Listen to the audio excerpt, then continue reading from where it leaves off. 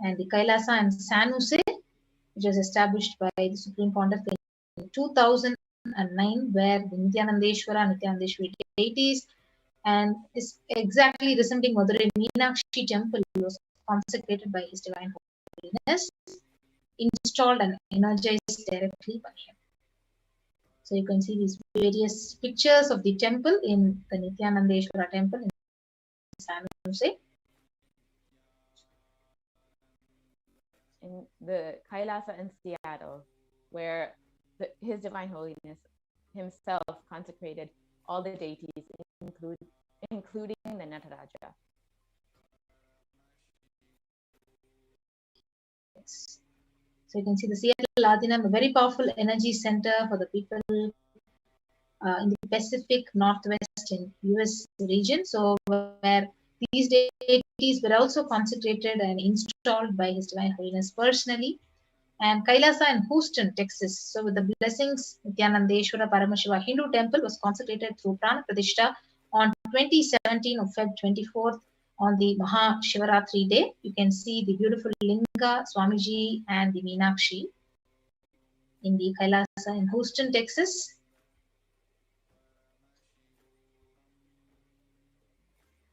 Yes, and so then the Kailasa in Charlotte, USA. Charlotte, North Carolina, where the Supreme Pontiff of Hinduism blessed, as well as in New York. Yes, you can see Kailasa in Washington, D.C.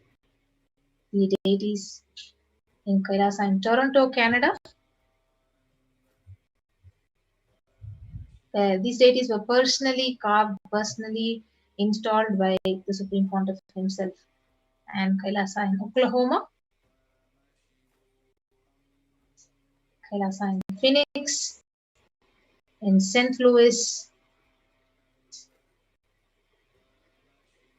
the Kailasa in Oman Adinam, a home temple, which was called Oman Shivagangai, in Kailasa in Dubai, Kailasa in London, UK, Kailasa in Scotland, in Netherlands, in Slovakia, Belgium, Luxembourg, Kailasa in Austria, you can see Kailasa in Germany, in Italy, in France, in Switzerland, in Mauritius, in South Africa, in Salem, on the 12th of November, where the Supreme Pontiff himself established this ecosystem.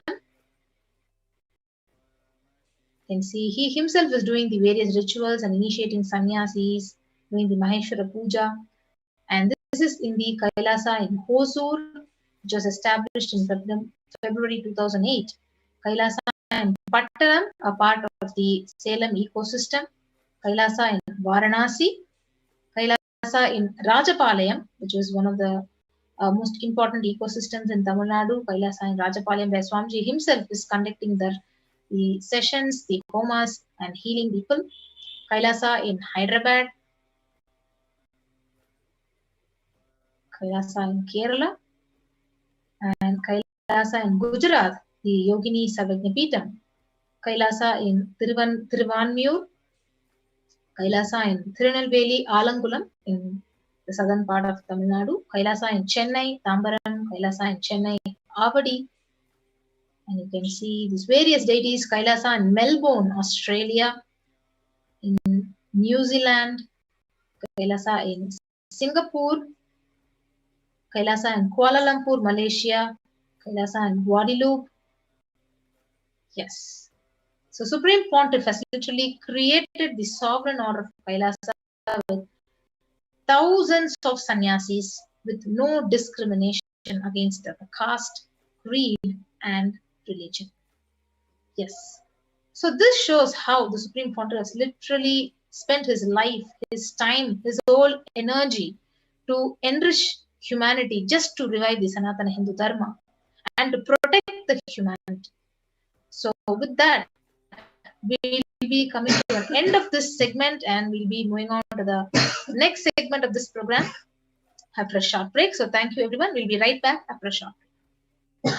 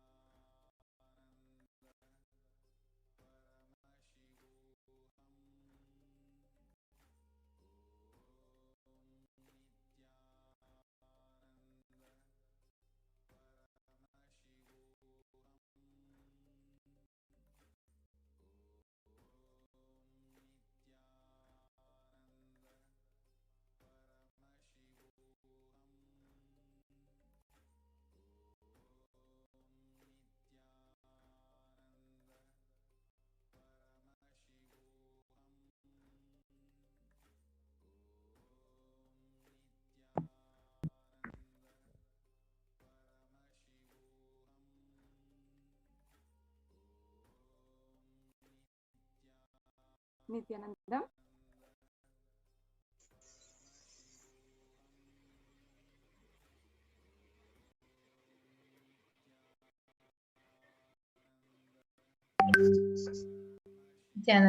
Everyone, welcome back. Yes, we'll be moving on to the next segment of this program. How can we offer a deep love and gratitude to Parashakti when she's right there giving us the darshan and revealing the truths and Akashic readings for us? Yes. So, Yes. first of all, let's understand the significance of an offering, doing this seva for Devi Parashakti today. Offering is a gift of divine, gift of pure love, devotion, oneness, and it consists of two parts. One is giving, and the second is accepting. Only when the divine accepts what one offers, the offering becomes complete. Offering is not made out of fear nor out of greed. When Avatar lands, the offerings are purely a part of the grand love played out for only the purpose of enlightenment.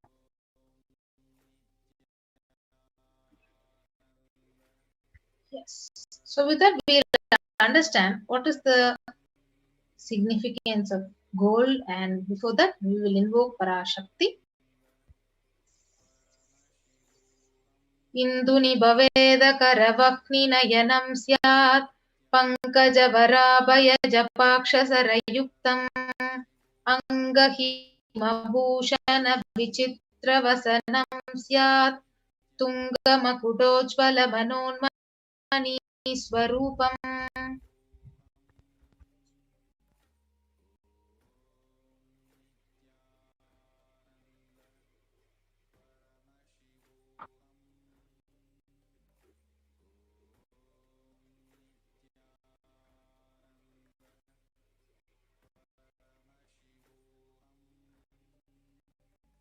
Yes.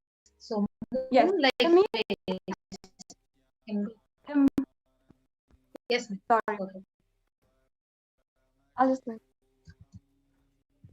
the moon-like face holding Veda's books on fire, and in eyes with lotus flower gracing and blessing hands, and one hand with the japamala, beautifully decorated with the jeweled ornaments in wonderful clothes and shining being crown. Her name is Manonmani. This is from the Moola Agama, Manonmani Dhyanam.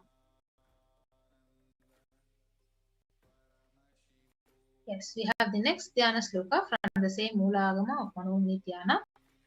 Dhyaye Devi Trinetram Sashini Bhavadanam Vedahastam Dadanam Savye Padmam Varadam Pare Chapayam Chakshamalam Divyairabhar Brahmadi Pujitam Devi Meva Manonmani Pratidinam Kamarta Datrim Shubham.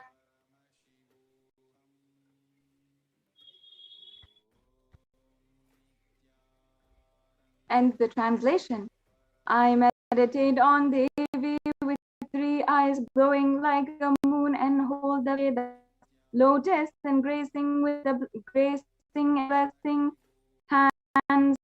She is wearing beautiful ornaments. She is worshipped by Brahma and many gods and showers auspicious boons for all actions every day.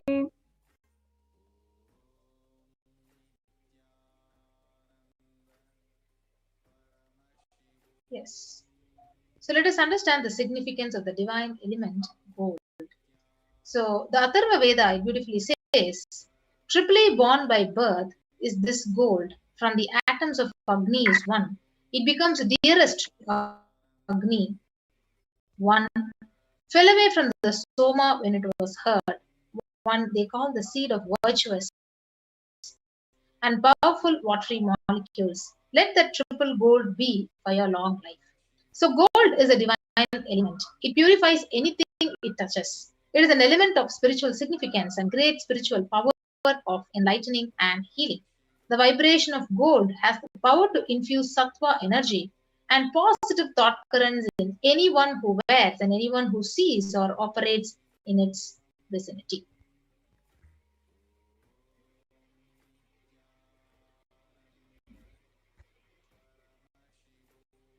Yes. Gold is present in all the scriptures, Agamas, Vedas, Shrutis, and Smritis, in the Itihasas and Puranas. It is in all Hindu scriptures, and it is abundantly the most auspicious and the purest metal, which purifies even the being. In the Hindu civilization, everything was built in gold. Ritual feasts were offered in gold bricks, and one was to be saved from life-threatening illnesses. Gold was to be offered as a ritual fee. Gold was in abundance used for weighing equivalent amounts of commodities, including cows. Kingdoms were built with huge doors of gold, and the streets would have huge columns and huge archways made of gold. Horses, cows were dressed in gold.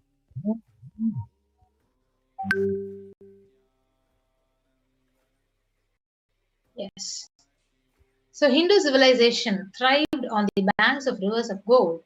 Indus River was called Hiranmaya in Rig Veda. The river Saraswati was called Hiranyavarthini in Atharva Veda. Gold is the supreme element for offering gifts to the ones you love and revere. Temples are constructed and paved in gold. Deities are made in gold, decked and adorned in gold, because it preserves the enlightenment energy for thousands of years and it lasts forever. Yes. So now let us chant the brief Shastra Pramana for the E-Hundi. Yes.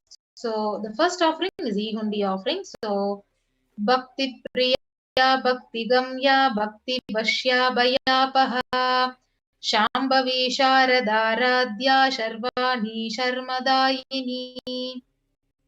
And the translation: Devi is fond of true devotion and realized through true devotion.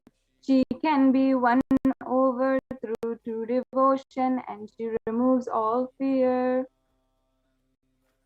Yes. So if there is any fear in the minds of devotee, Devi is sure to remove that fear. And it is stated that Devi likes to be worshipped in autumn. Here it is meant that autumn of our lives, when thoughts turn more and more inwards, the role of the divine is known and understood very clearly. So the need for Devi worship becomes stronger. So you can offer this E-Hundi offering at any amount at your own capacity to Parashakti and receive her blessings. So you can offer your gratitude and devotion by offering your Kanikai, especially, and your name will be chanted out when the puja is offered to Parashakti. So this E-Hundi offering is also available as a super chat and super sticker option in the YouTube live stream, which will be guiding you into a walkthrough after we read out all the sevas. The next offering is the Sankalpa chanting. So I'll be reading out the Shastra. Tayaitan mohyate vishwam saiva vishwam prashuyate saya chitta cha vijanam tushta rudim prayachadi. The goddess enchants this universe, and she herself gives birth to this universe. That goddess, being prayed without interest in anything, gives the knowledge that leads to salvation, and she gives wealth in materialistic sense.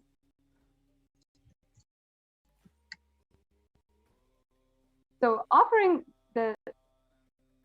this is the Sankalpa for offering, this is the Pramana for the offering of Sankalpa. Yes. So you can offer the Sankalpa, the conscious resolution, and receive the blessings of Parashakti. So you can go to the tiny.cc/devi-offerings and actually list out all your names, your family members, your friends, whoever you want to offer this puja. You can post your names, and your names will be chanted in the Sankalpa, during the Sankalpa chanting, and the puja is offered to Parashakti. So this Sankalpa chanting is only $1. So you can make use of this opportunity to get the blessings of Parashakti. So the next offering is the offering of Sahasranama Swarnakasu. So the Lalita Sahasranama verse, it says, Nama Parayana Prita, means she who likes the repetition of her various names.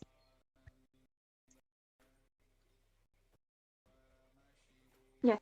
And this offering of 1,008 names of Devi Parashakti, it's a very, very special and unique archana offered to Mahameru of Devi Parashakti. You can offer a gold coin inscribed with each of the 108 names and receive the blessings to have the Ananta Kalyana Gunas. All the divine qualities of Devi Parashakti will be graced upon you. Yes. So you can offer this golden coin with at three sizes, $75, $151, and $251. The next offering is the offering of Mukta Anguti, the finger ring with the pearl, to Parashakti. So the Meenakshi Pancharatnam, it beautifully says, Muktahara lasat kirita ruchiram purnendu vaktra prabham shinjannu pura kinkini manidaram padma prabhavasuram sarvabhishta fallapradam girisutam vaniramasevitam Meenakshim pranatosmi santatamaham karunyavaram nidhim. And I'll be chanting the translation in English. I bow down to the goddess Meenakshi, whose crown has garlands of pearls and face shining like the full moon, who wears anklets that are studded with gemstones and has small bells, who is shining like the splendor of a lotus, who grants all the wishes, the daughter of the mountain, who is worshipped by the goddess Vani and Rama. I remain ever bowing to the goddess Meenakshi, the ocean of compassion. Yes. So you can offer the finger ring with the pearl, the Mukta Anguti, Parashakti, and literally be showered by her compassion and pure love in all your business endeavors. So you can offer it at $251, $501, or $750. The next offering is offering of Swarna Padma Pushpam, the golden lotus. So the Kamika Agama, it says, all the kalasas should be wound around with suitable thread and covered with new cloth. So they should be adorned with lotus flower made of gold.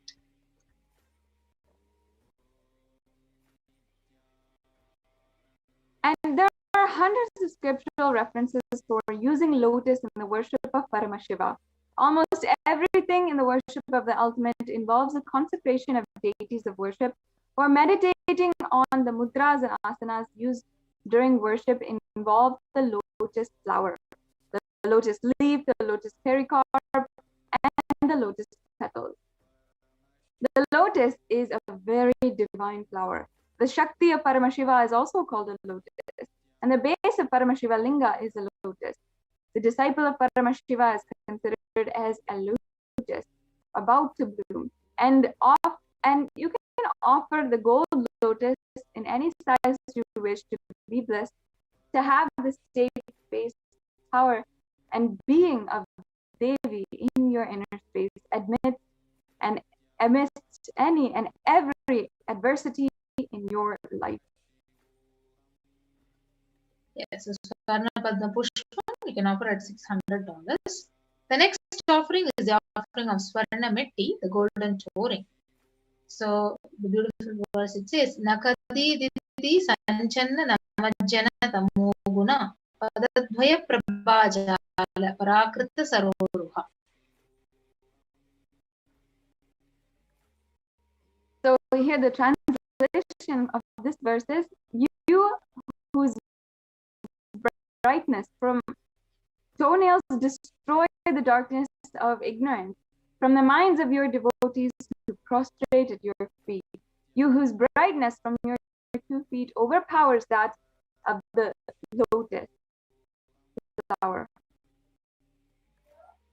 Yes, so you can offer the toe ring to Parashakti, adorning her sacred feet, and be in constant gratitude to receive her blessings in any adverse situations, most difficult aspects of your life. So you can offer the Swarna Metti at $750. Yes, the next offering is the Swarna Mangtika, the golden hairline jewelry. The Sudha Sarabi Varshini. So she who makes the nectar flow in all our nerves from the Sahasrara. She who gives a pleasant experience of the ultimate. So the Mangtika represents the nectar flowing from the Sahasrara chakra, which is fully opened.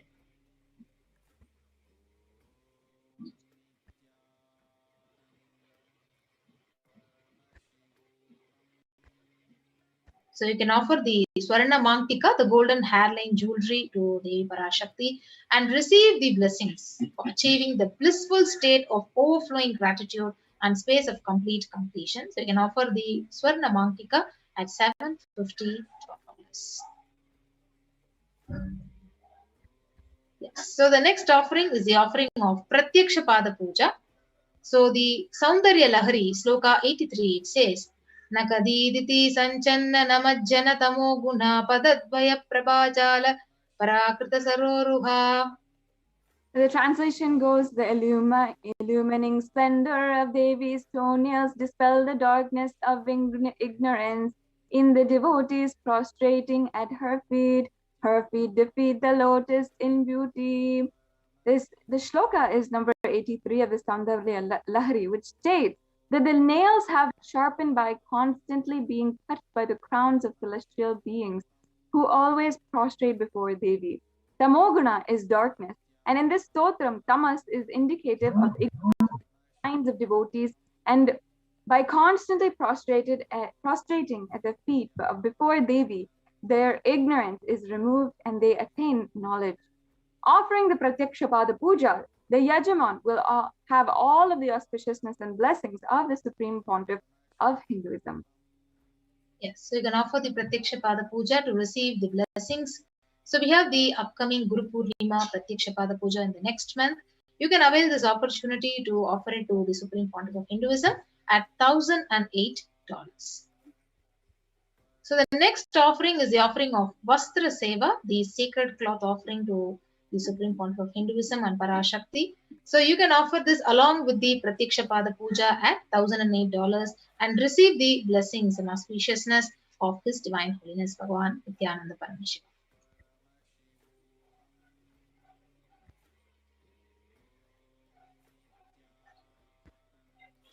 Yes. Yes, ma'am.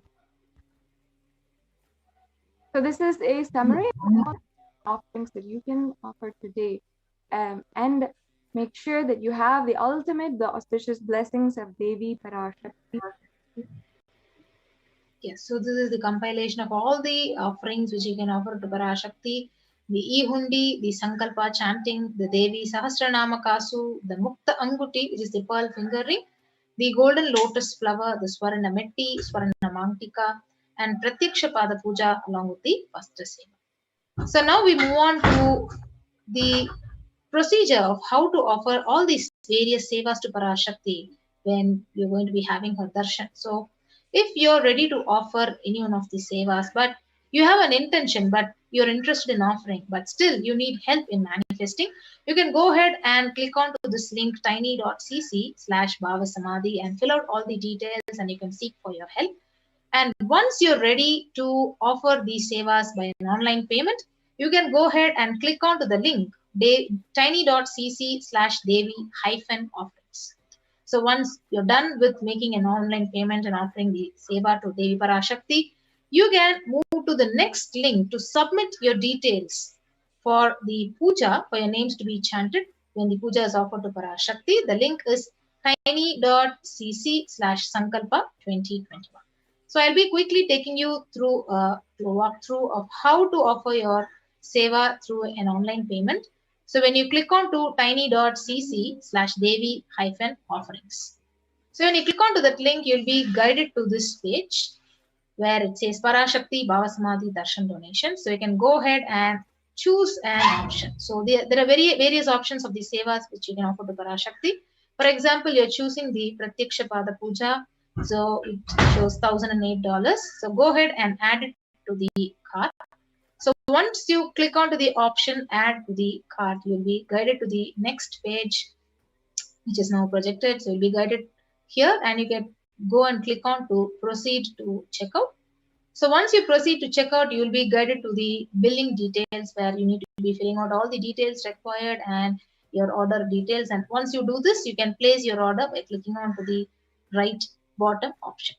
So after you finish offering the seva to Devi Parashakti, you are now having the beautiful opportunity to actually write all your names of your family, your friends, your beloved ones in the link of the Sankalpa. So you can go to the Sankalpa link and click on to the next, where you'll be guided to the next page and fill out all the details that are required, your name, your city, your country, and don't forget to select the Devi Bhava Samadhi Darshan option and click on to next and submit this page so that your names would be chanted when the puja is offered to Parashakti. So not only that, we have another beautiful opportunity when the live darshan is happening, and even now you can go ahead with the live stream in the YouTube, and once you go to the live stream, you'll be guided to the live comment section here where you can see a super chat and a super sticker option. So you can offer the e-hundi donation, as a devotion, token of love and devotion to Parashakti by clicking on to any one of these options and offer it to Devi Parashakti. Yes. So with that, we come to the conclusion of this part of this segment of this program, and we'll be quickly moving on to the next segment of the program after a short break. So thank you, Nityanandam.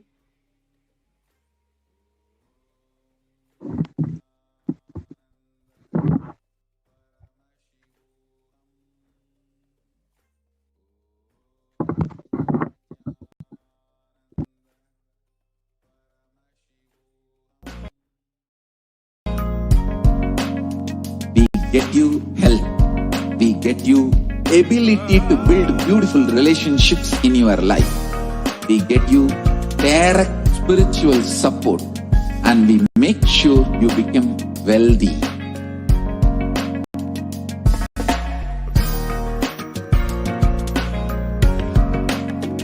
We won't stop giving you just good life. We will literally not stop till you live enlightened life.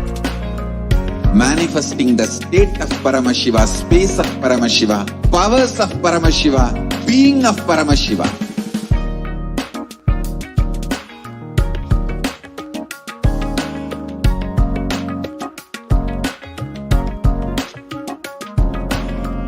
Whole world should become e-Kailashians.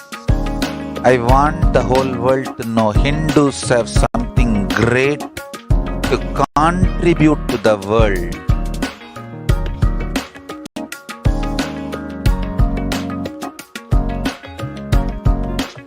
We have something great to contribute to the world. Let us do that.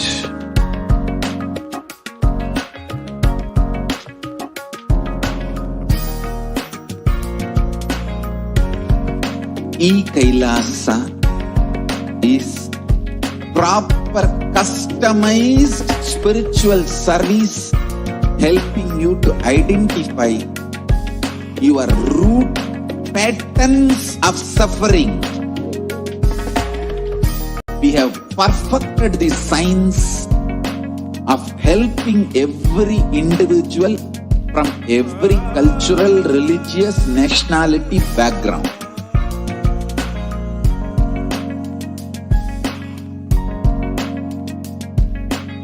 You will have lowest reactionary assumptions, highest awakened response, alive response for life continuously.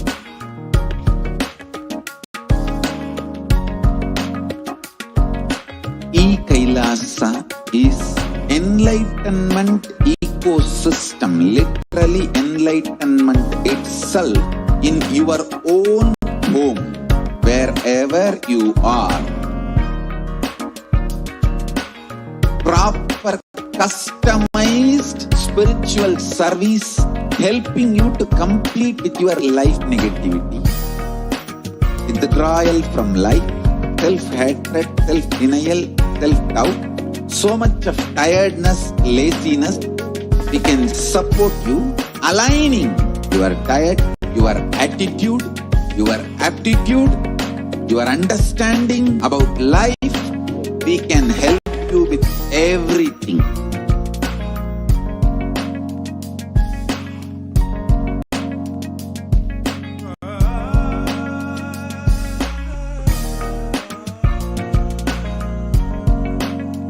If you are interested in enlightenment, we will immediately bring this to you.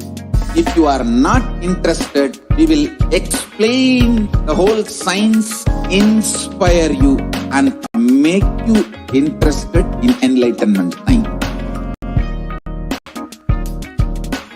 We need to cater this enlightenment science to the whole world wherever they are, because enlightenment is the birthright of all human beings. Kailasa is responsible to provide that to all human beings.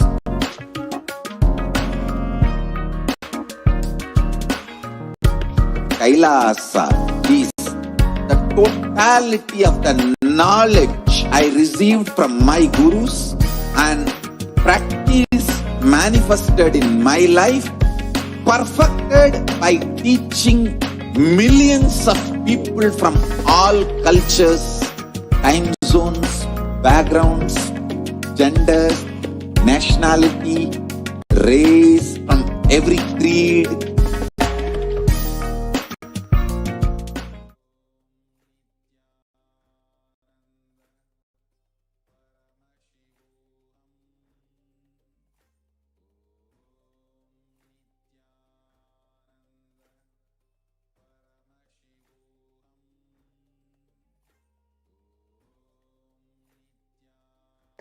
Nityanandam, and welcome to one and all. Today, we'll be going over a very unique aspect of the de facto spiritual embassies of Kailasa's COVID care protection centers. One needs to understand what is the situation today in the world in terms of health and people's lives. Today, if you see, the KFF.org has published the statistics where one can see that younger adults are more likely to report symptoms of anxiety and or depressive disorder during this COVID-19 pandemic. The graphs that one sees are really concerning, serious, because if you see the youth, the ages 18 to 24, 56%, 25 to 49, almost 50%. So the entire age group till almost half life of today's man's normal life is more than 50% impacted with anxiety and or depressive disorder, especially because of the COVID-19 pandemic. And then if you see above the 50 age group, from 50 to 64 is almost 40%, and 65 plus is almost 30%. So the entire population of the world affected not only by the physical problem of the corona pandemic, but also because of the mental disorders of anxiety and or depressive disorder because of the COVID-19 pandemic. The average share of adults reporting symptoms of anxiety disorder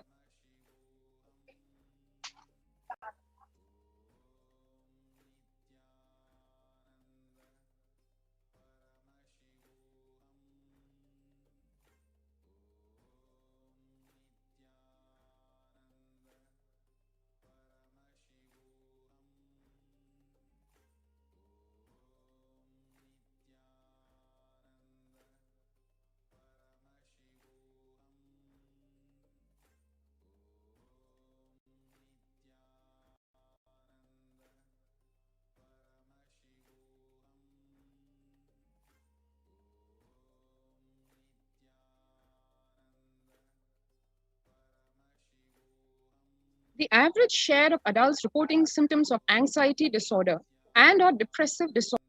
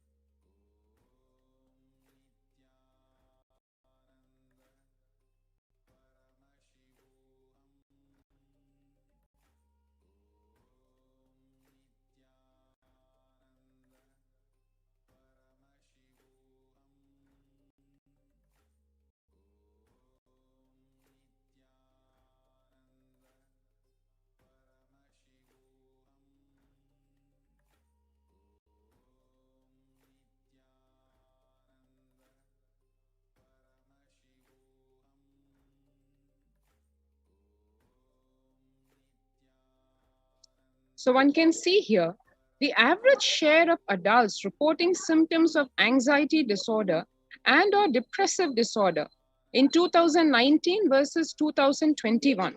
One can see here in 2019, as per the NHIS, it's only 11% of the people, whereas in January 2021, according to the Household Pulse Survey, it is a whopping 41%, which is almost 4 times the number in 2019.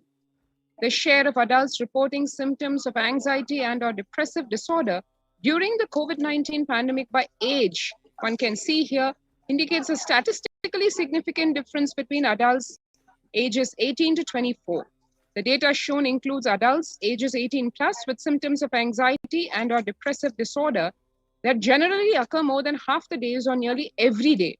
The data shown is for December 2020, and the source is the US Census Bureau and the Household Pulse Survey 2020. One can see here, 56% of the ages 18 to 24 adults, 48.9% in 25 to 49, 39% in the age group 50 to 64, and 29.3% in the ages 65 plus. How are you feeling today? Now, when this survey was conducted for various employees, as per the published reports in the hrexecutive.com, a whopping 34% of the employees felt they felt tired more than half the time at work. 34% felt stressed out. Another 27% felt they were burnt out. 22% felt discouraged. 19% felt distracted, and 17% depressed. Now that's a very alarming numbers, statistics for work-life balance, because as one knows, at work, it is not about feeling tired or stressed or burnt out or depressed. One should be feeling enthusiastic and ambitious and successful. Whereas these numbers indicate that we are nowhere in that range thanks to the corona pandemic. COVID-19 is a significant stressor for most Americans as per a national mental health survey, and it is what is called a national mental health crisis, because nearly 8 in 10 say the coronavirus pandemic is a significant source of stress in their life, and nearly 7 in 10 say they have experienced increased stress over the course of the pandemic. 1 in 4 essential workers, which is 25%, are diagnosed with mental health disorders since the start of the pandemic. This is as per the American Psychological Association. And COVID-19 could literally exacerbate doctors' existing mental health burden, because more than 60,000 of the US healthcare workers have contracted COVID-19. 300 have died. An estimated 300 to 400 physicians die by suicide every year. Of the health workers who treated patients during China's COVID-19 outbreak, 50% showed signs of depression and 45% showed signs of anxiety, according to just preliminary research. Self-reported mental health among pregnant women and new mothers, what it indicates is, before the COVID-19 pandemic, 15% reported depression and 29% anxiety. But during the COVID-19 pandemic, that number has grown to almost 41%, pregnant women facing depression, and 72% feeling anxiety disorder. Now, that's not good news for either the mother or for her yet to be born baby. The US cases of depression have tripled during the COVID-19 pandemic. A large study finds a dramatic increase in the number of adults in the United States reporting symptoms of depression during the COVID-19 pandemic. The number of adults experiencing depression in the US has tripled, according to a major study. Researchers estimate that more than 1 in 4 US adults now report experiencing symptoms of depression. Before the pandemic, 8.5% of US adults reported being depressed. That number has risen to 27.8% as the country struggles with COVID-19. One can see here, 76% of the US employees are currently experiencing just plain worker burnout.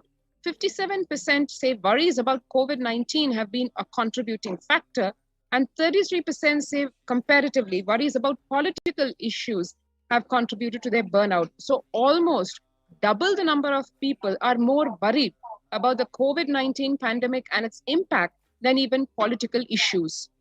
COVID-19's impact on the mental health shows 78% of the global workforce says the pandemic has negatively affected their mental health. 85% say their mental health issues are causing sleep deprivation, poor physical health, reduced happiness at home, strained family relationships, or isolation from friends.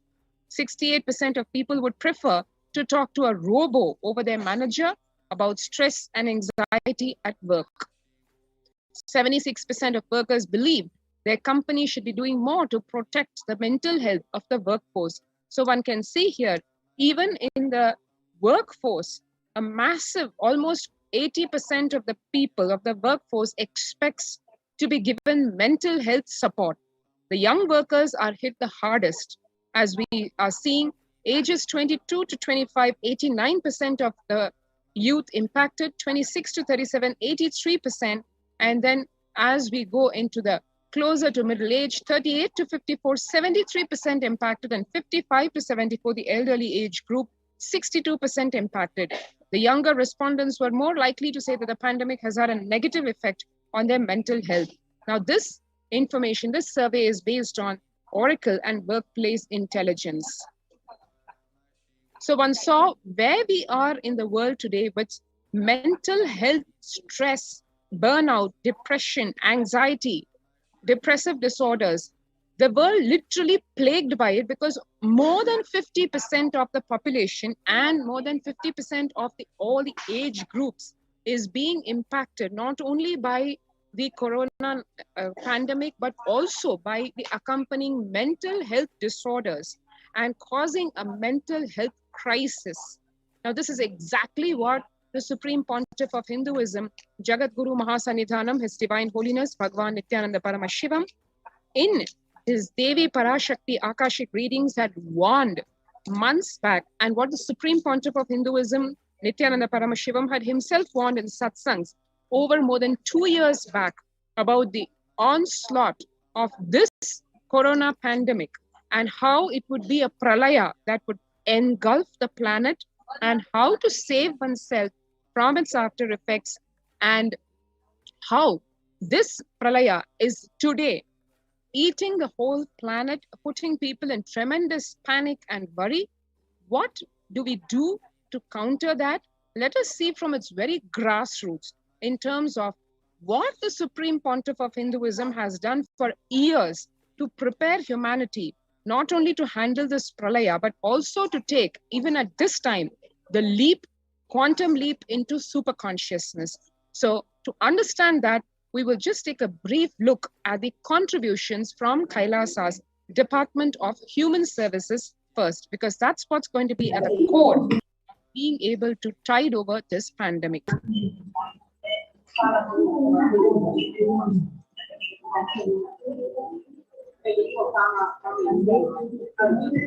The Kailasa's Department of Religion and Worship, in collaboration with the Department of Human Services and each of the Kailasa's temple ecosystem, consider the right to happiness as the highest right to all the humans.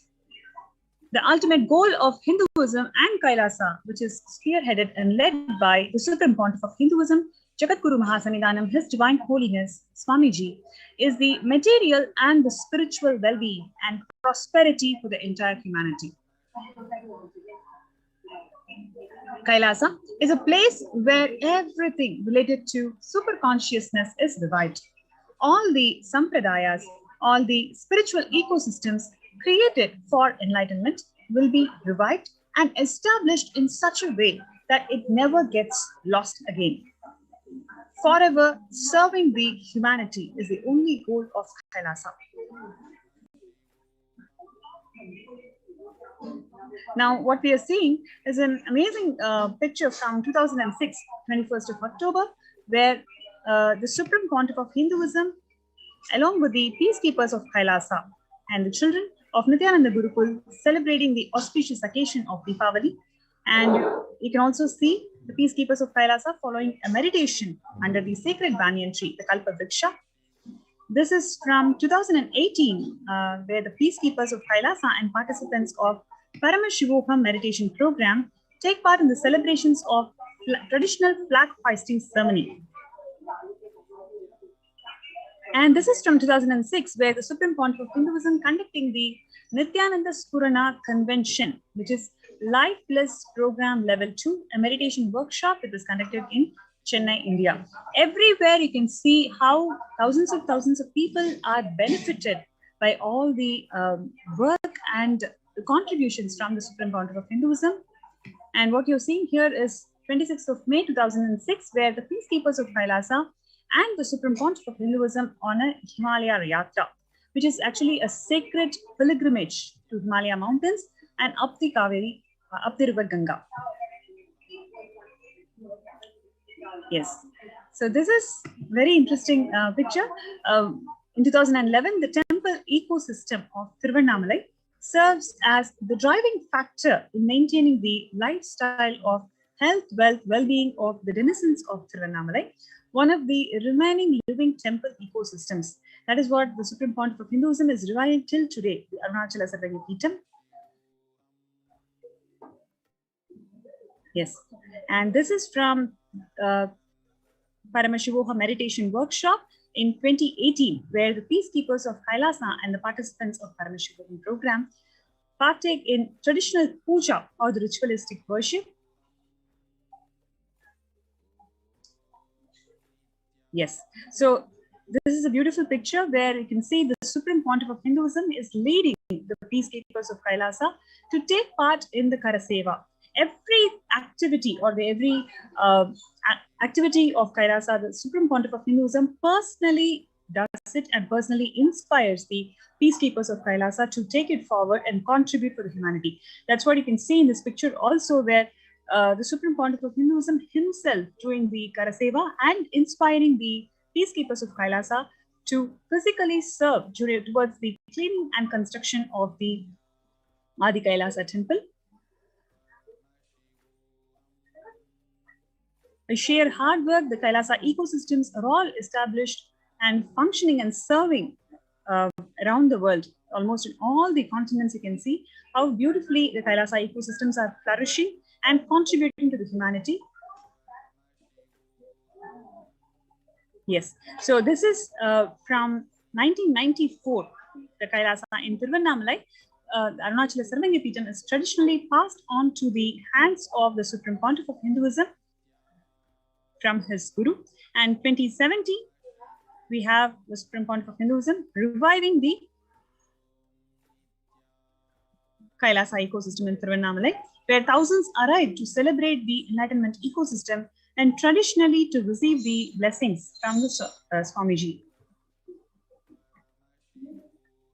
Similarly, Kailasa ecosystems are established all around the world, including Los Angeles in California, where a 25,000 square feet temple complex housing 80 plus deities is established, and it is one of the largest Hindu temple ecosystems of the world.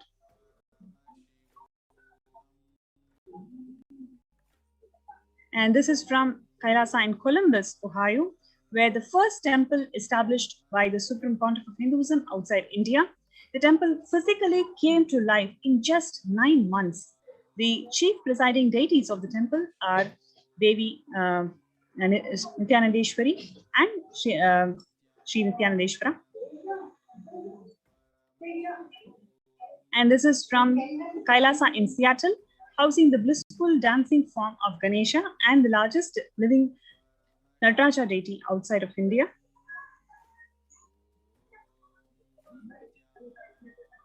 This is from Kailasa in San Jose, which radiates the energy of Madurai Meenakshi temple. The chief presiding deities of this temple are Devi Meenakshi, Lord Paramashiva, and Lord Nityanandeshwara and Devi Nityanandeshwari. All these temples, the deities of these temples are made, physically made in the Sacred Arts University, and they are all energized by the Supreme Pontiff of Hinduism. That is why when you connect with these deities, you feel the living energy, living presence of these deities. So this is from the Kailasa in St. Louis, which houses one of the tallest Venkateshwara. This is from Kailasa in Phoenix, Arizona, which is home to over 21 deities with the temple structure of 2,500 square feet. This is from Kailasa in Houston, which is declared as the Parihara Sthala of all the Navagraha doshas.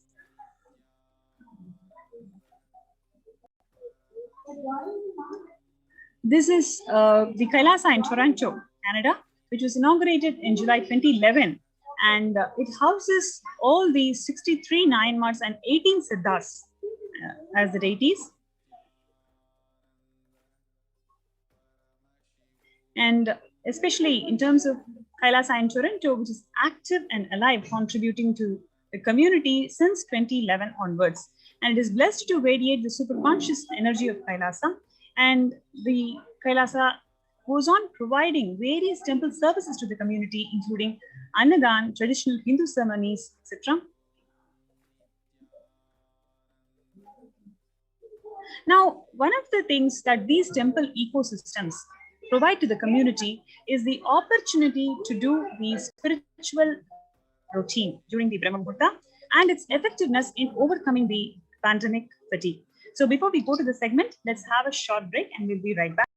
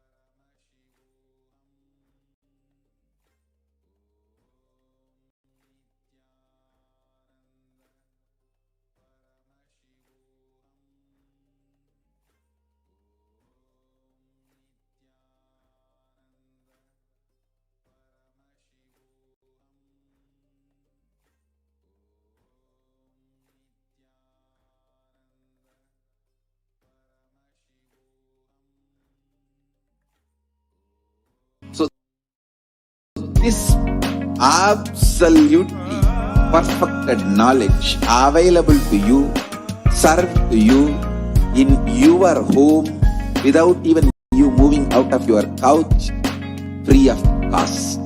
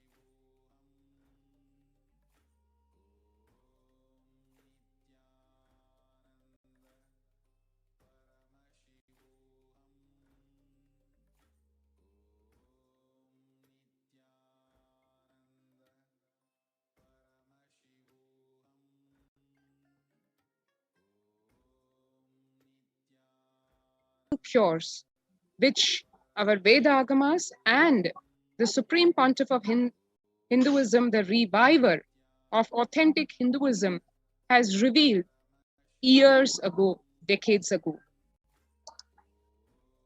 What are the revelations to the world today by Devi Parashakti? First, let us see. I came as Nijavatara. I am blessing you. Listen. People, listen. To do good to all of you, I have taken the form of Nityananda and came down as Nijavatara. People of India, listen. Carefully listen. Time after time, Bharatam is Jnana Bhumi, where enlightened beings come. We cannot make Jnana Bhumi as infertile. Enlightened beings have to come. They have to live. It has to flower. Few hypocrites, because they are stuck in delusion. We cannot sacrifice the world. Cosmos cannot be destroyed. The ship I did to save the cosmos from being destroyed, that is called Adi Kailasa. The ship I did to protect beings from Pralaya is Adi Kailasa because of conspiracy of Drohis and enemies' rule. The captain has to lead the ship. 12th May, Devi further revealed, before 12 years, knowing the great deluge that is going to happen, all Aushadhas, by this Guru Purnima, that Jnana Rasavadam, Navapashana is going to flower. Allow people to come and take dip in the Navapashana flower.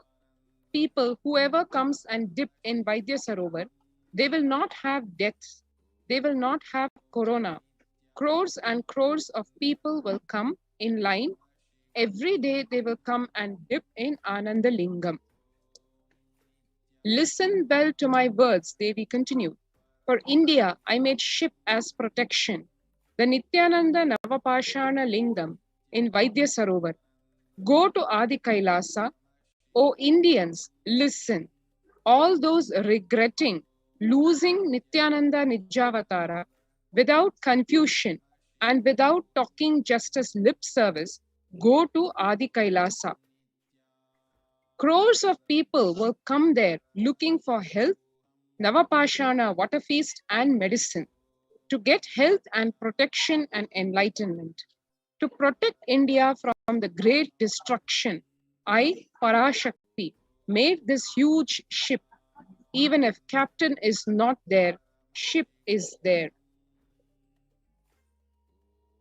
How is Kailasa saving lives? When the first world countries closed their doors, their borders, during this massive global emergency, Kailasa is the only nation that has opened its doors to all without exception. Pre-COVID care centers have been established, opened up across the entire India. These include Adi Kailasa in Bidadi, Bangalore, Salem Adinam in Tamil Nadu, Tiruvannamalai Adinam in Tamil Nadu, Rajapalayam Adinam in Tamil Nadu, Puduvai Adinam in Puducherry, Pattanam Adinam in Tamil Nadu, Siragapadi Adinam in Tamil Nadu, Sripuram Adinam in Hyderabad, Madurai Adinam in Tamil Nadu, Avattipalayam Adinam in Tamil Nadu, Hosur Adinam in Tamil Nadu, Baroda Adinam in Gujarat. The multiple free COVID care centers have opened across India as Kailasa rushes to aid India as India finds itself on the verge of the COVID-19 third wave.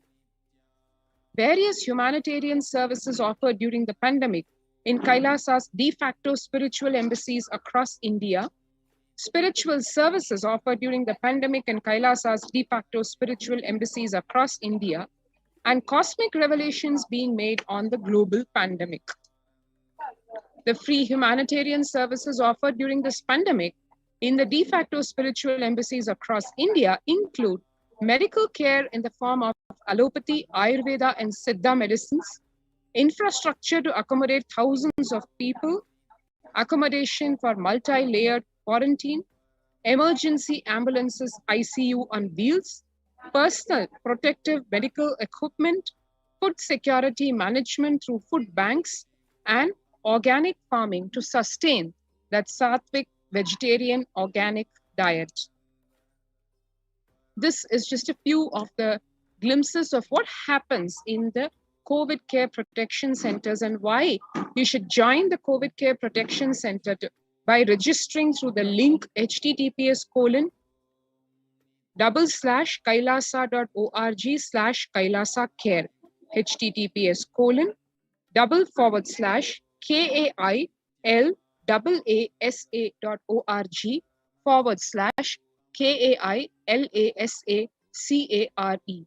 Let's take a few seconds now to register ourselves at this link and join the COVID Care Protection Centers in the various de facto spiritual embassies across Kailasa, be it Adi Kailasa in Bidadi, Bangalore, or Sri Puram Adinam in Hyderabad, or any of the de facto spiritual embassies.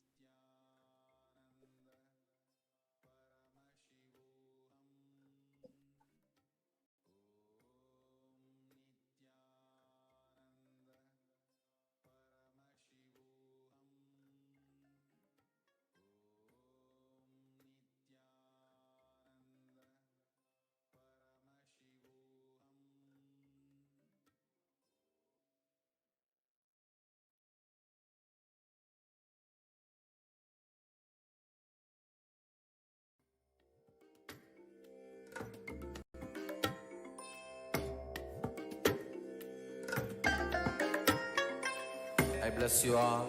Let you all open all your three eyes and manifest the powers of Mahasadashiva. Om Nityananda Paramashivoham.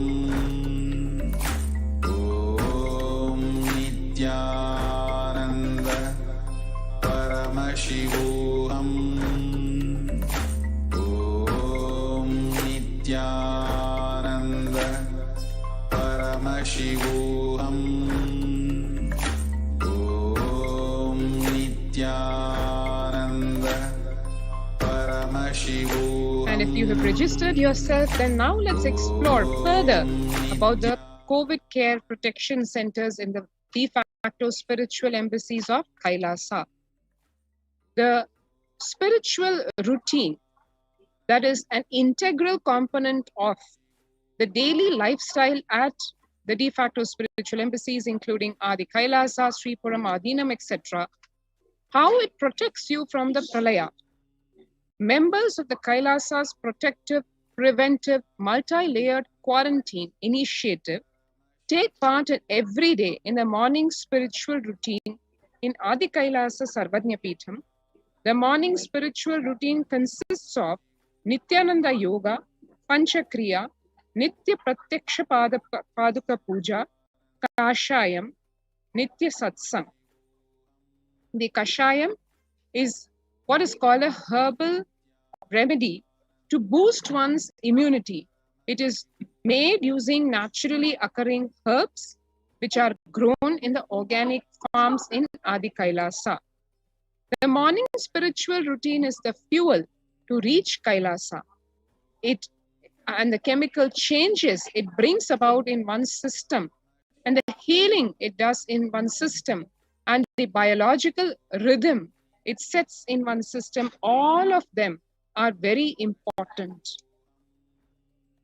Tune your biological clock to the spiritual practices because the chemistry you enjoy inside matters. This is what Bhagavan says.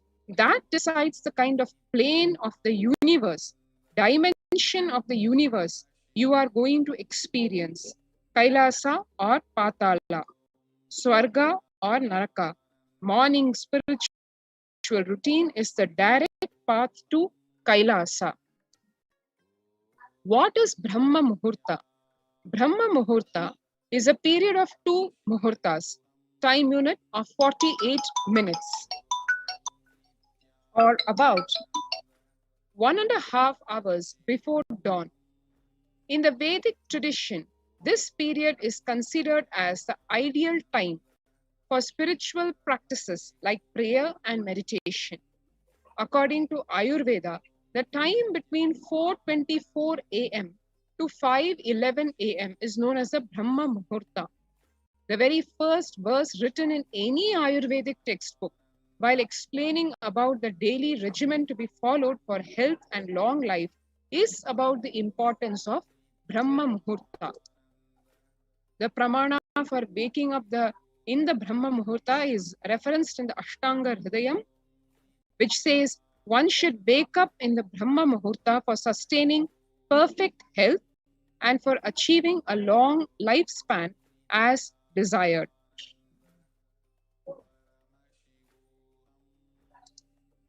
The benefits of waking up in the Brahma Muhurta: at this time, a high level of prana, vital life energy, which is necessary for the body, is adequately present in the atmosphere. The activities of the entire world, and especially of the living beings, are yet to be started. Hence, the pollution is at its minimum. The cheerful atmosphere has a considerable effect on the body and mind. Ayurveda has given a deep thought to the daily routine, which, when followed, aligns our day perfectly to express our maximum potential and capabilities. This starts with getting up in the morning. The quality of our waking up decides the energy level for the day. A peaceful, fresh start is always better to a dull, lethargic start with a heavy feeling. Tuning our biological clock to the rising and setting of the sun is the best way for reversing the aging process. Waking up during this Brahma Muhurta puts us in perfect synchronization to the natural clock. Now, next is the Shat Karma in Hatha Yoga. The first step in traditional Hatha Yoga is Shat Karmas, purification of the body, practiced for hygienic and preventive purposes. Have spiritual end in view. Example, Karna Dhauti, practice for cleansing the ears, enables the practitioner to hear the mystical internal sounds. Neti is said to bestow clairvoyance. Shatkarma in Hatha Yoga includes various practices, and they have their origin in Ayurvedic Panchakarmas, which are for purification and detoxification treatment. They affect and activate almost all the vital systems in the body: digestive, respiratory, circulatory, and nervous systems. The Panchakriya in Nityananda Yoga, what is this component? What does it contain, and why is it important? These are cleansing techniques adapted for the modern lifestyle. They prepare the body to experience the higher states of meditation, ultimately to attain enlightenment. There's better health and quality of life. Modern world with much polluted environment, impure food, ailing bodies, and disturbed minds. This is a solution for all this. The 5 processes in the Panchakriya include eye cleansing, Jalaneti, Sutraneti, Jalabhasti, Haritakki. Netra Shuddhi or eye cleansing, the first process. Eyes are the most used organ of the body. Constantly they are subjected to external stimuli, air pollution, bright lights, and they are overused. The Netra Shuddhi is a very simple technique for eye health. One can do this just 2 times daily, 1 time in the morning and 1 time in the evening. What does it have? You have water being poured in a small container, which can then be upturned over the eye, and the eyeball rotated in the water so that all the toxins or the impurities which are there inside the eye, when the eyeballs rotate, the entire portion gets cleaned, almost like giving it a bath. What are the benefits of eye cleansing?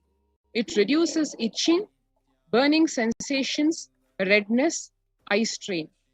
It relaxes the eye muscles, cools and refreshes the eyes, leads to clearer vision, reduces the puffiness around the eyes, helps in the prevention of conditions like cataracts, and has a relaxing effect on an anxious mind. Jalaneti is the nasal passage cleansing with water. It cleans the air before it enters the lungs. Thin layer of mucus and fine hair and nose will trap the impurities. This Jalaneti moves the impurities to the throat and the stomach, where the stomach acid eliminates the bacteria, warms the cold air before it enters the lungs, humidifies the dry air to prevent drying of the lining of the airways. Jalaneti, one can see, the Jalaneti pot is put on the nostril and the head is tilted so that the water goes from one side of the nose over the bridge and falls out of the other side. The benefits of Jalaneti are phenomenal. It cleans out the nasal passage and sinus cavity, but it doesn't stop there. It relieves the nasal and the sinus congestion and pressure. It leads to easier flow of breath for better yoga and meditation.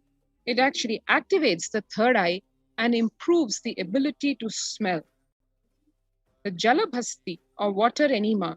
This is a method to flush waste material out of the colon. This Jalabhasti is a process which induces bowel movements that clean out the colon, leaving you feeling cleaner, lighter, healthier almost immediately. The Jalabhasti or the water enema, these are the components for the same. You have the Jalabhasti can with its relevant tubes. The benefits of Jalabhasti or water enema include: it cleanses the lower gastrointestinal tract, it removes the excess body heat, removes old stool, gas and layers of toxins from the colon, purifies the body to become a clear receptacle for deeper truths, stimulates the pranic energy, making you feel active and alive, leads to a clear mind and healthy light body. Contraindications are for pregnant or nursing women to get the doctor's clearance. Now we come to Haritaki, which in the Nityananda lineage is literally considered a miracle herb. This is also called Kadaka Pudi in Tamil, and this is a gift to the Nityananda lineage from the Madurai Adinam lineage. Haritaki is literally a wonder medicine for the brain. The Supreme Pontiff of Hinduism, Nityananda Paramashivam, has declared Haritaki as a prasada, which is served at all Nityananda Adinams, temples, centers as a blessing from the divine. Anyone doing spiritual practices should take Haritaki. This is the Haritaki powder, which is made from the seed, parts of the seed of the tree. The benefits of Haritaki include: it enhances the buildup of prana, a subtle energy, which awakens the non-mechanical parts of the brain. It makes the brain and body fresh and alive. It makes one or more capable, sensitive, intelligent, enhances awareness, removes the body's toxins in a natural way, purifies the blood, removes the fat residues from arteries and veins. It heals diabetes, hypertension, and heart problems. It sharpens the vision, regulates the colon function, soothes the throat, helps the pulmonary system of the body, and is very beneficial for gums. Next is yoga. When you do yoga, you experience your entire body becoming Amrita Sharira, body filled with nectar. It becomes an ecstatic body just by the air, without any external touch. The Supreme Pontiff of Hinduism, Jagadguru Mahasannidhanam, His Divine Holiness, Bhagwan Nityananda Paramashivam, has revived the science of Prathama Vinyasa Krama from Shashtanga Yoga as revealed by Paramashiva. Puja. This is the next aspect of the spiritual routine. In puja, you experience the space of bhakti, devotion, the space of surrender that occurs to you from this devotion moves you from the I, which is so heavy, to God or Guru. This surrender allows us to drop all the necessary baggage or karma from the head. We sit down and connect with God by performing Rudravishekam. O Sadashiva, O God, I know you are source of everything. You are everything, and you are in this Shivalinga, and you are in this body. Let me connect with me. Let you reveal yourself to me. And now we can register ourselves at the COVID Care Protection Center facility through the link https://kailasa.org, kailasa.org/Kailasa Care.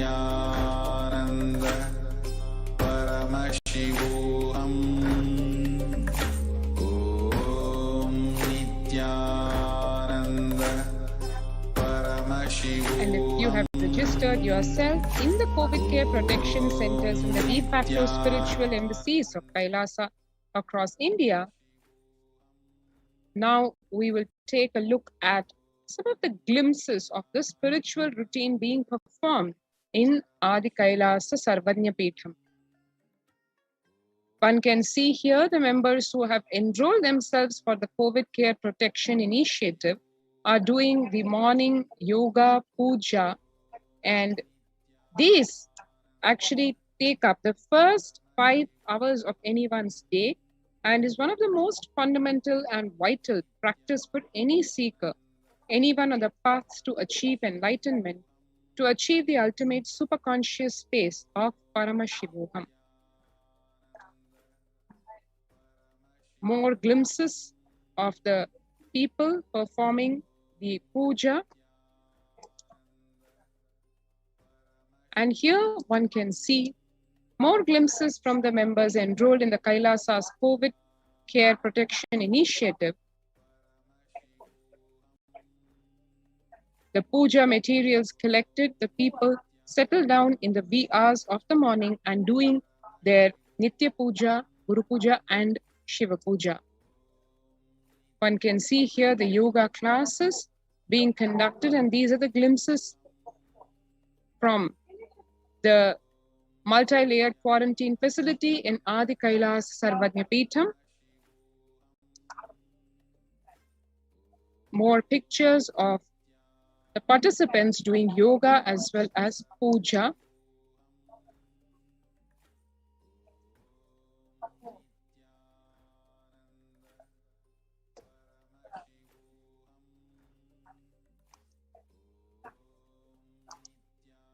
One can see just that one aspect of the puja and the yoga and the panchakriya, just these few so-called simple components, how they can transform one's life completely. because it is not something that is invented as a cure or as a fad for COVID care protection. It is the age-old ancient system of medical health care as is declared in the Veda Agamas, in the various scriptures, which long before, literally millennia ago, have discovered the truths of life, be it of human life or of other lives, including the microorganisms.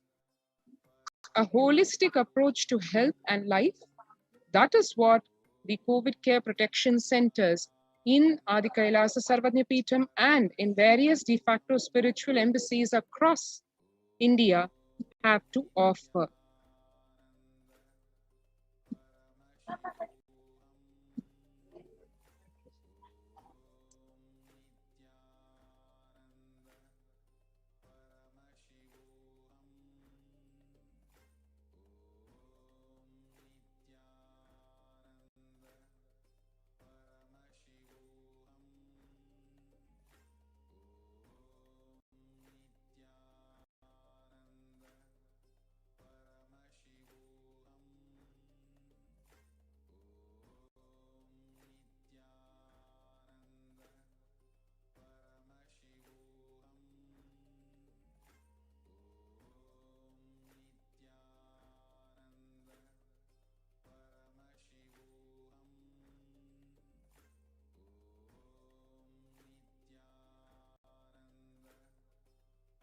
Just be alive for next 3 years. Don't die within next 3 years.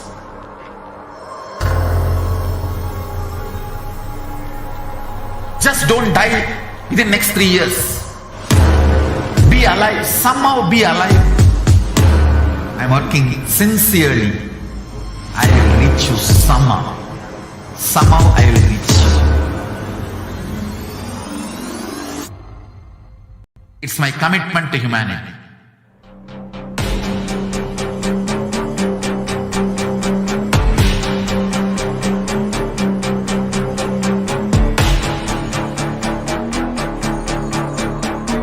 Just don't die within next 3 years. I will reach you wherever you are, whichever corner of the world you may be.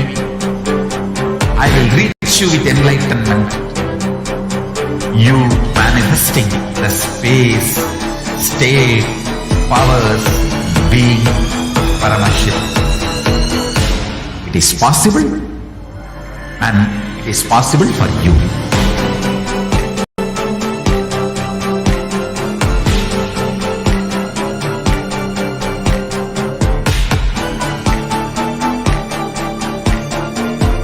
Shiva will reach you with enlightenment science. I know he is going to do the job.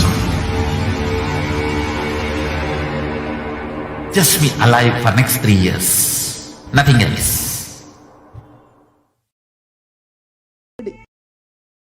E Kailasa, listen intensely. Enlightenment ecosystem, literally enlightenment itself, in your own home, wherever you are. If you cannot come to Kailasa, it's okay. Kailasa can come to you. Kailasa coming to you is E-Kailasa.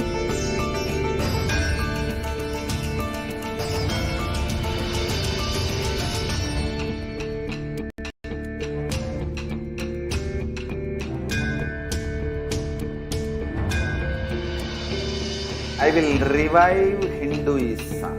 I am a Hindu revivalist, not by any revolution, but by evolution.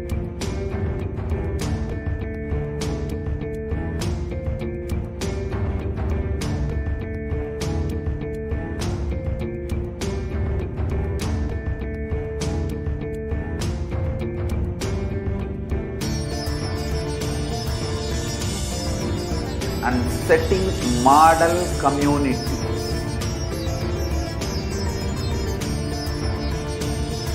Kailasas, enlightenment ecosystems, Sarvanya Peethas all over the world.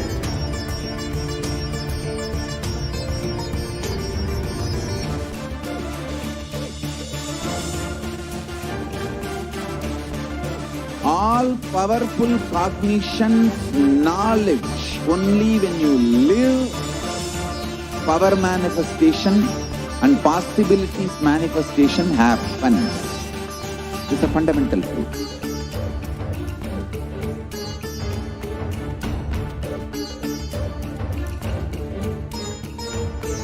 Hinduism cannot live exclusively as one sampradaya. No. All sampradayas of Hinduism is an ecosystem.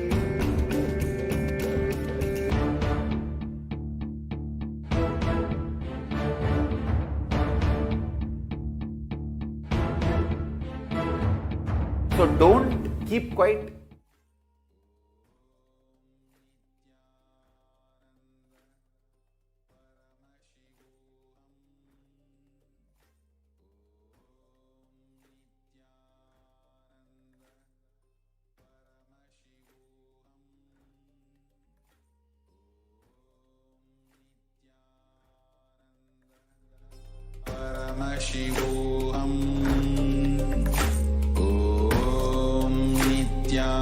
And while we are waiting eagerly for the satsang by the Supreme Pontiff of Hinduism, Nityananda Paramashivam, let us look at what the whole crux of education in the Hindu system of education, what is the core, what it comprises of. Education is known to be the key factor to enabling upwards socio-economic mobility and the strongest means of removing poverty. The right education is crucial to the well-being, stability, and growth of not only every child, but to humanity as a whole.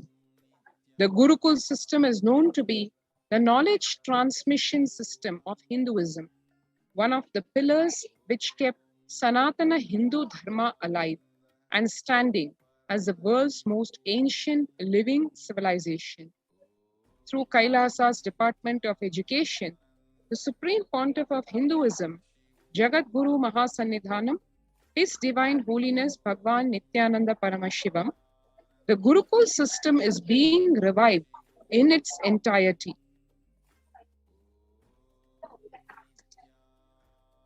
Gurukul literally means living in the Guru's home.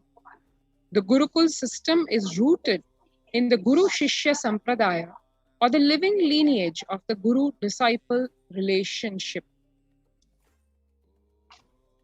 And this whole system is actually corroborated by the latest, most state-of-the-art scientific research. After decades of study on the physical, mental, chemical, and biological uniqueness of meditative states and enlightened beings, it has been found that in the normal waking state alone, their brain waves show that they are in a complete meditative state, despite being fully active and engaged. In the world of athletics, this state is known as the being in the zone, a glimpse into the peak of focus, cognitive function, attention, and coordination, to name a few. Rather than a glimpse, enlightened beings casually walk, talk, and engage with life settled in this peak. Recent studies have also found that we imbibe the body language, behaviors, and patterns of those in our environment, not just on the behavioral level, but to the depths of the neurological layer. This is also known as the mirror neuron effect.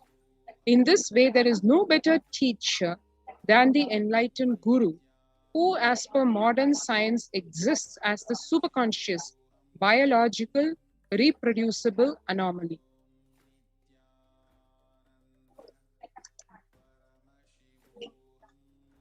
However, through centuries of Mughal invasions, colonialism, and continued persecution against Hinduism and the Hindu tradition, this science of knowledge transmission has been diminishing at an unprecedented rate. After careful study in the colonialism era, it was found that the Gurukul system was standing as the backbone and stability of the Hindu civilization. The Macaulay education system was imposed on India after this revelation.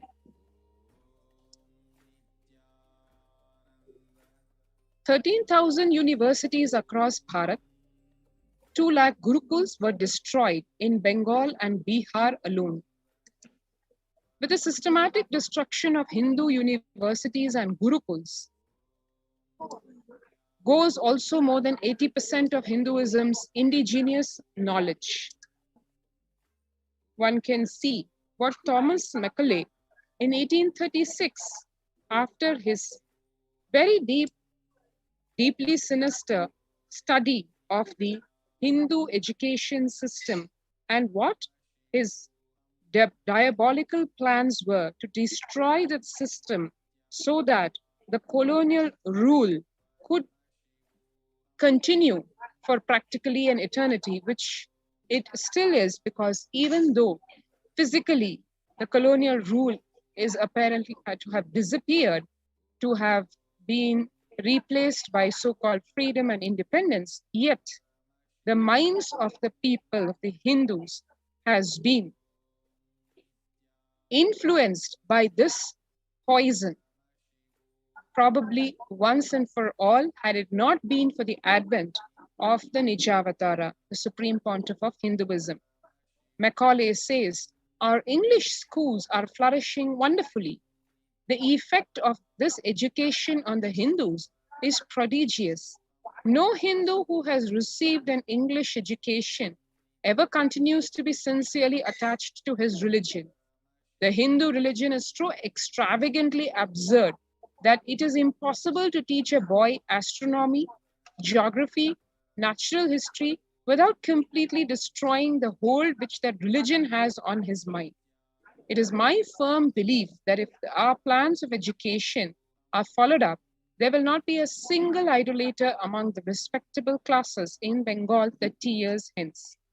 And this will be effected without any efforts to proselytize, without the smallest interference with religious liberty, merely by the natural operation of knowledge and reflection.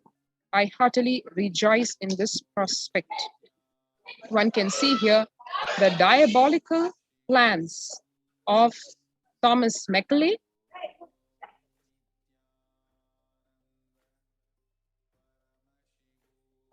and as the colonial rule has been replaced by the largest democracy, what really is going on? Is Hinduism really in a state of revival? What is the Nijavatara, the Supreme Pontiff of Hinduism, doing for the same? We all have seen over the last 2 decades what he has done to humanity, and in return, what humanity has done back to him. The persecution in return for magnanimous, huge contributions to Kailasa is what the Supreme Pontiff of Hinduism has showered on the planet. And what further revelations the Supreme Pontiff of Hinduism is going to be giving us tonight, let us wait and watch as we await the divine presence of the Supreme Pontiff of Hinduism, Jagat Guru Mahasannidhanam, His Divine Holiness Bhagwan Nityananda Paramashiva.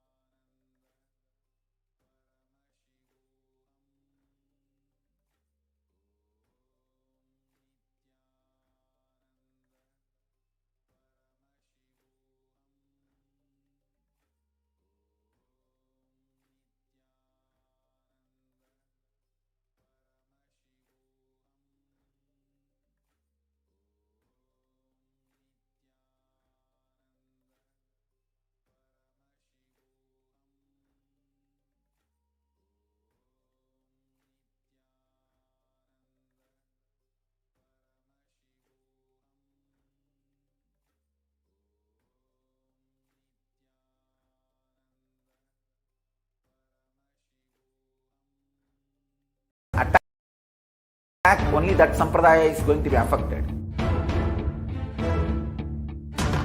All of us are ecosystem.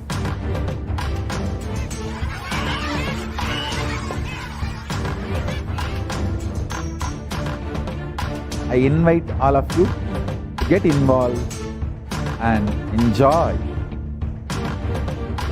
Hinduism by the principle of Dharmo Rakshati Rakshitaha.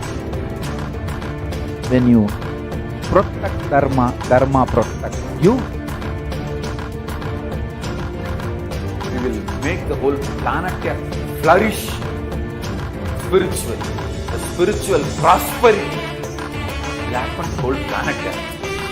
We all have to coexist together.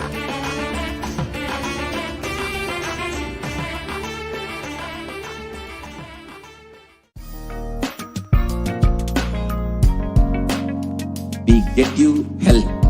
We get you ability to build beautiful relationships in your life. We get you direct spiritual support, and we make sure you become wealthy.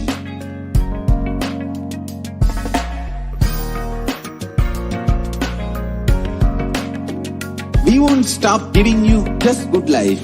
We will literally not stop till you live enlightened life. Manifesting the state of Paramashiva, space of Paramashiva, powers of Paramashiva, being of Paramashiva.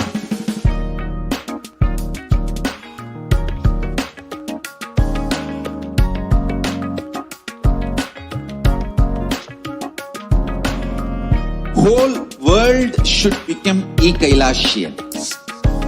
I want the whole world to know Hindus have something great to contribute to the world.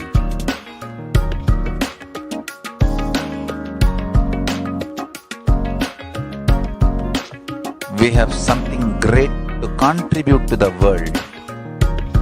Let us do that.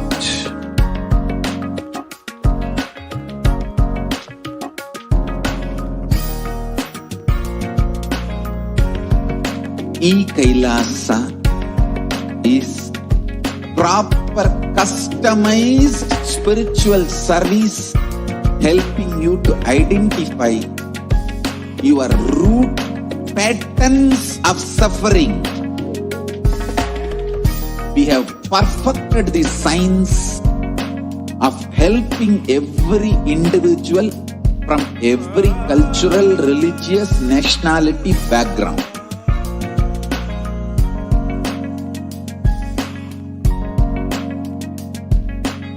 You will have lowest reactionary assumptions, highest awakened response, alive response for life continuously.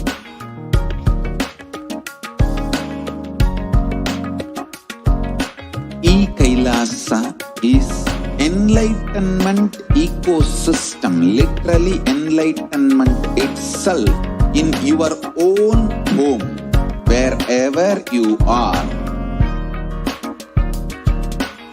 Proper customized spiritual service helping you to complete with your life negativity. Withdrawal from life, self-hatred, self-denial, self-doubt, so much of tiredness, laziness. We can support you aligning your diet, your attitude, your aptitude, your understanding about life. We can help you with everything.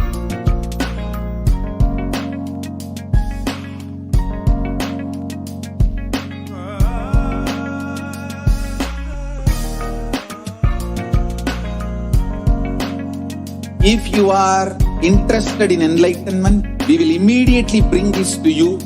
If you are not interested, we will explain the whole science, inspire you and make you interested in enlightenment science. We need to cater this enlightenment science to the whole world wherever they are, because enlightenment is the birthright of all human beings. Kailasa is responsible to provide that to all human beings.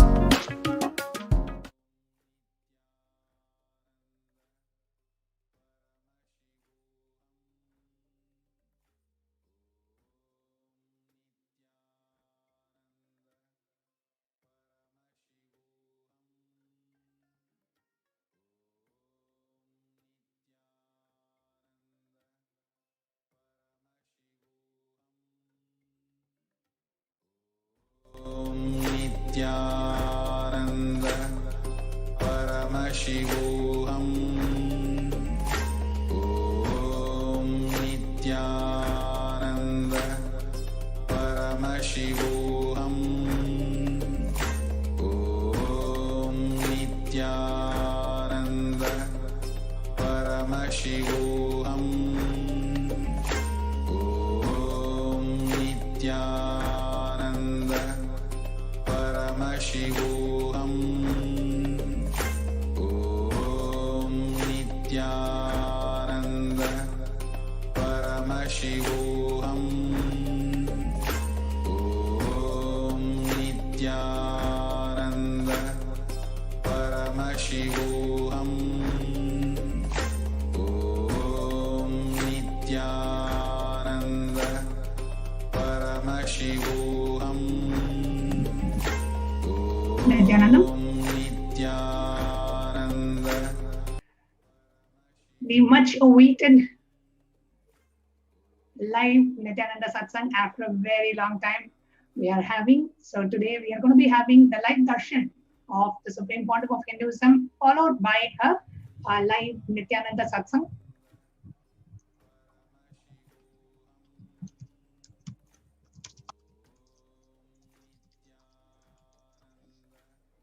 For all our viewers who are joining us for the live satsang today, after a long time we are having. So if you're watching us on YouTube Live or Facebook Live, this is the time to go ahead and share. The live satsang will be at 8:30. The updated timing for the live satsang is 8:30 p.m. So we're just about 30 minutes away from the live satsang. So please do share with all your friends, family, Sangha members, near and dear ones, the live feed, and share this exciting news so they can all come and join. And this is actually the first live Nityananda Satsang we are having after the breaking news and positive news.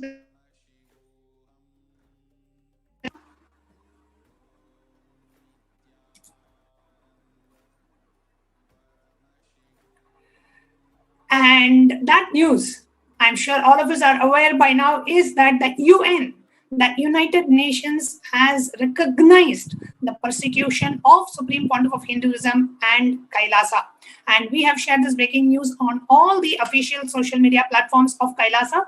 And in the next few minutes that we have leading up to the live satsang, I request every one of you to join hands in sharing this news virally with one and all.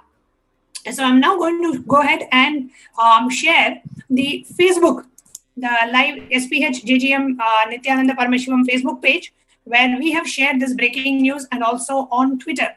And as we are watching this live feed, and I request all the viewers to kindly please come along with me as we take a few moments to share this news with the world. And I will tell you why it is important to share it with the world. Recently, I was talking to one of the youth devotees from the US, and this person was saying that in their high school for about 2 years, they are taught in the US schools, everyone is taught the Jewish Holocaust. And I have joining me on this show is Ma Nitya Sadashiva Priyananda is also joining us, and she studied in the US. So maybe she can give a little bit more insights into what really they study in the US. As children grow up, every child is taught in the school about the Jewish Holocaust. So Ma Sadashiva Priya, I know you studied in the US. Did you learn about the Jewish Holocaust? Yes. So yes, thank you so much. And I'd like to share with all of the viewers exactly how in the United States, in Western culture, how from a very young age, even from even the age of 13, 14 years old, we start studying, we start reading about the Jewish culture, even in school, even if we're not practicing that religion. Sadashiva Priya, so sorry to interrupt you. Your voice is very low. It's kind of hard to hear you. Is there any way you can fix your microphone and be right back with us? Yeah, sure, of course.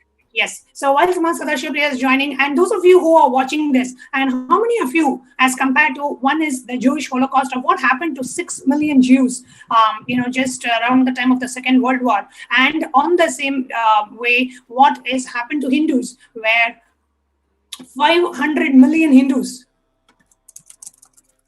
500 million Hindus were, killed and murdered and persecuted over the last 5,000 plus years of Hindu Holocaust. And many, I was a born Hindu. I never knew about the Hindu Holocaust until, I came in direct face-to-face experience of what the anti-Hindu elements are doing to the Supreme Pontiff of Hinduism. And that was my first direct experience of the anti-Hindu elements and their criminal conspiracies, and the neo-Hindutva elements and their conspiracies to eliminate the spiritual component of Hinduism. The anti-Hindu elements want to eliminate Hinduism itself, while the neo-Hindutva gang wants to eliminate the spiritual component of Hinduism and politicize religion. So, yes, we have Masada Shubhra joining us. Yes, Nityanandam, are you able to hear me now? Yeah, I'm able to hear you. I hope my audio is okay. Yes, it's much better, Ma. Yes, okay. Please go ahead. So you studied in the America, and did you learn about the Jewish Holocaust in your school as a part of the syllabus?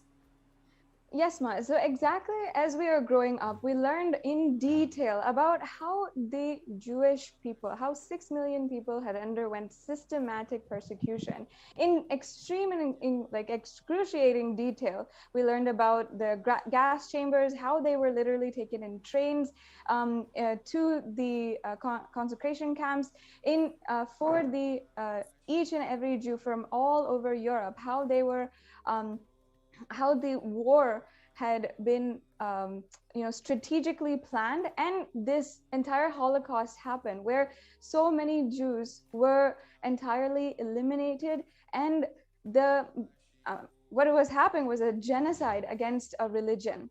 And from a young age, and I would say from school, what was happening, and even at that time, I was wondering in myself, how come I didn't learn about Hindu Holocaust, what happened to Hindus, in the same way that today I'm learning from a textbook, from official textbook, from so many different novels of victims of the the Jewish Holocaust, and so many different. Actually, study in school. How many years? Actually, I would say the curriculum for 1 year entirely, at least half of that year, 6 months, we were studying the Jewish Holocaust in depth. And not only that,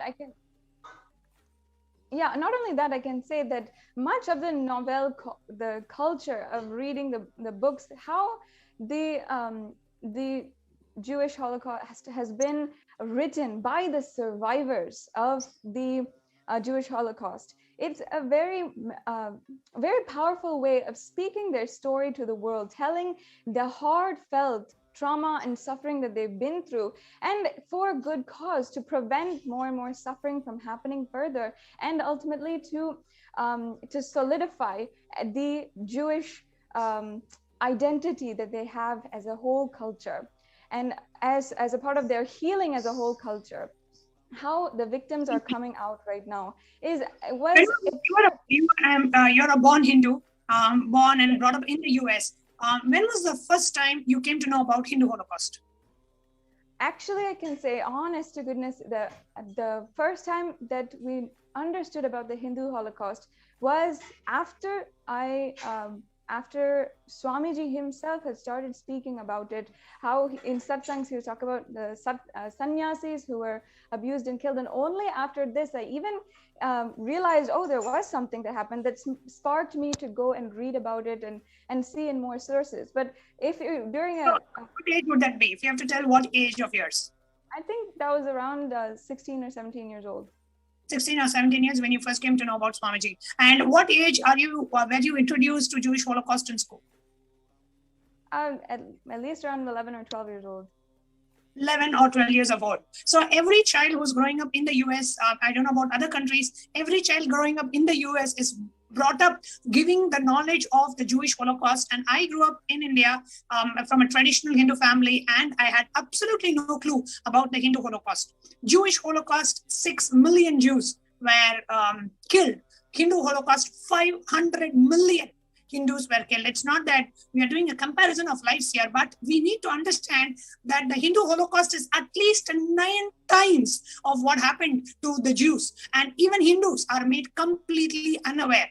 And I'm sure none of my pre-monastic family members even knew about the Hindu Holocaust, even though they were, staunch Hindus for generations. We are criminally and strategically made to forget about the Hindu Holocaust. And for the very first time in the 5,000 plus years history of the Hindu Holocaust, somebody has taken an effort to bring out the Hindu Holocaust out to the international community. And that thanks to, and our deepest gratitude to the Supreme Pontiff of Hinduism, his tireless efforts, being a victim of the persecution himself, going through, more than 70 assassination attempts and torture in the prison and character assassination and hate speech and lawfare, and you speak about any facet of persecution the Supreme Pontiff of Hinduism has gone through. And today, after literally 20 plus years of relentless persecution on the Supreme Pontiff of Hinduism, today we have had a breakthrough. This is a breakthrough not just for Kailasa. This is a breakthrough for every Hindu out there, and this is a breakthrough for every human being out there, because what Kailasa is doing the revival of the true authentic knowledge of enlightenment, the science of enlightenment being revived by the Supreme Pontiff of Hinduism. So it is the responsibility of each and every one of us watching this, hearing this, living Hinduism and being benefited by Hinduism. It is our responsibility to share this with the world. So all we can do is just take few minutes of our time. I'm sure we are all eagerly waiting for the Nityananda Satsang to start. And as we are waiting, let us do our responsibility. And that responsibility is to share this news virally with the world. And eventually, we should be having, every Hindu child should be taught what has happened to us. So we take responsibility to protect this knowledge tradition, to protect this tradition which is almost becoming extinct. And so now I'm going to go ahead and... Yes, Ma, please go ahead. Yes, I'd like to add that across the world, in so many different time frames, from different cultures, apart from Hindus, have undergone either slavery, genocide,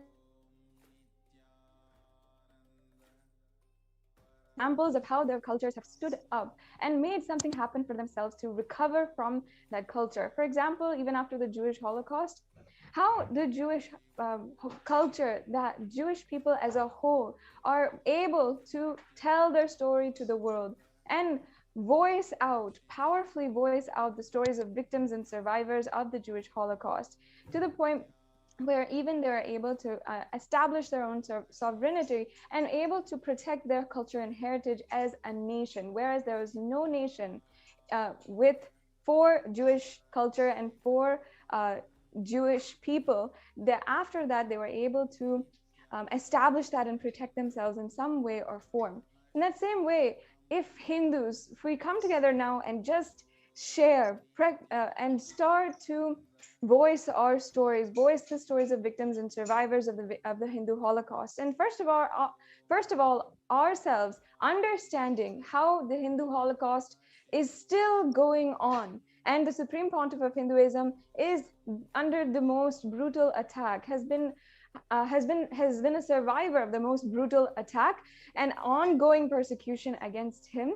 And even after the UN has recognized the persecution against the Supreme Pontiff of Hinduism, it's our responsibility as Hindus to ensure that the whole world knows that this persecution has been recognized, it is legitimate, and that it's our responsibility that each and every person, everyone who dares to troll against Hindus, against disciples of the Supreme Pontiff of Hinduism and the Supreme Pontiff of Hinduism himself, that the persecution is a legitimate thing, and they're only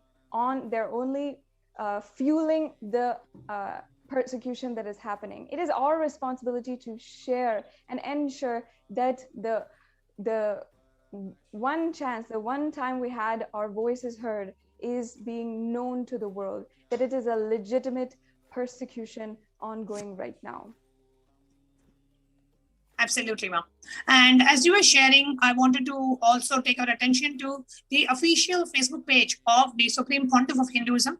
And all of us who are watching us on YouTube Live, Facebook Live, Twitter Live, and all the different social media platforms, I request everyone, if we can take a moment and just go to Facebook. the official handle of the Supreme Pontiff of Hinduism,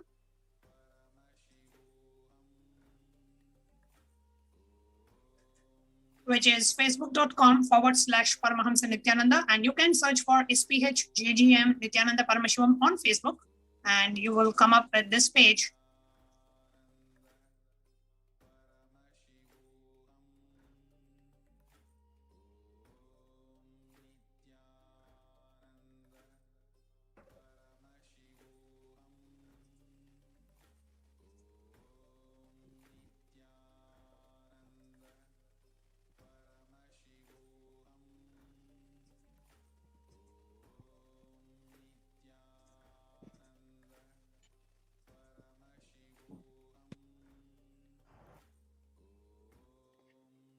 Yes, and I'd like to add that, first of all, to all of the viewers who are joining in right now, if you have not already, make sure that once you have found our page, found the official page of the Supreme Pontiff of Hinduism on Facebook, that you are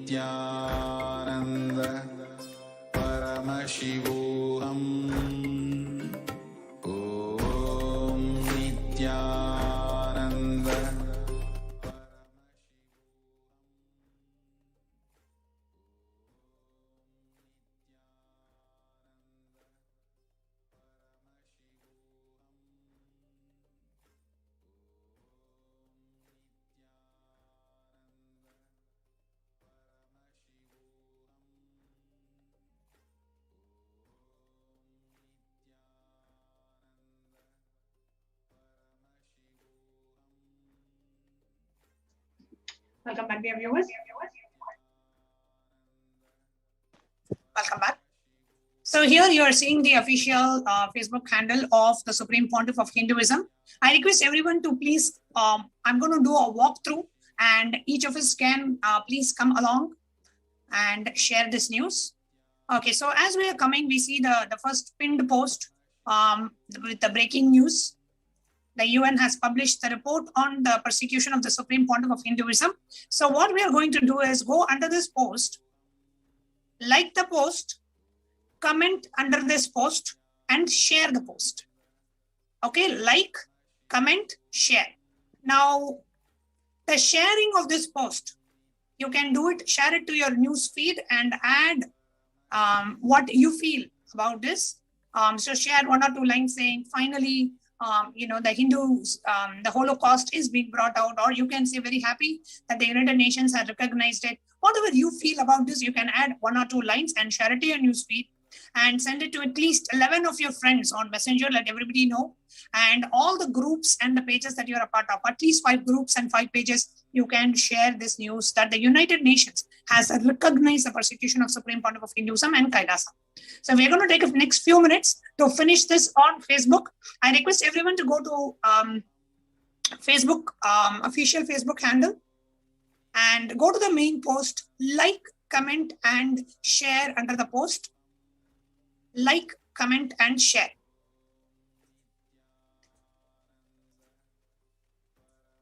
I'm going to read out some of the latest posts that are comments that are coming in through.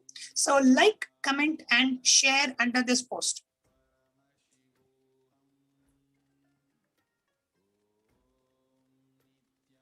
So when you click share, say share to newsfeed. And when you share to newsfeed, it will give you the option of including the original post. So you can include that original post also and go ahead and share.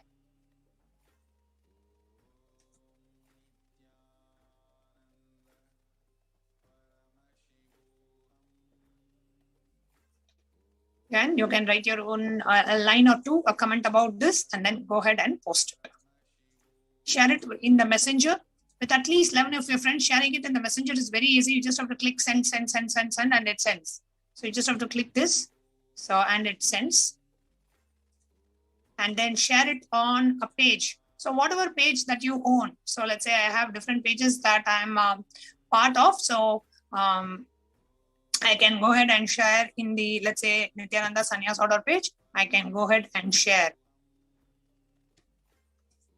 The United Nations has recognized the persecution of SPH and Kailasa. So you can go ahead and do this and share in a group. Whatever group that you're a part of, you can share it in the group.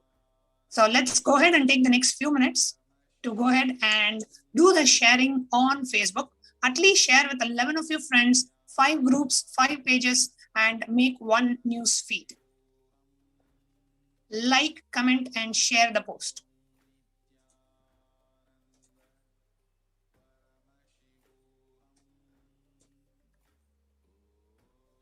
Yes, I'd like to share while everyone is sharing right now. I'd like to share one sentiment that I have felt very deeply since the time last year in June, when we saw a complete social upheaval crisis happening surrounding the extremely brutal death of one African-American man in the United States.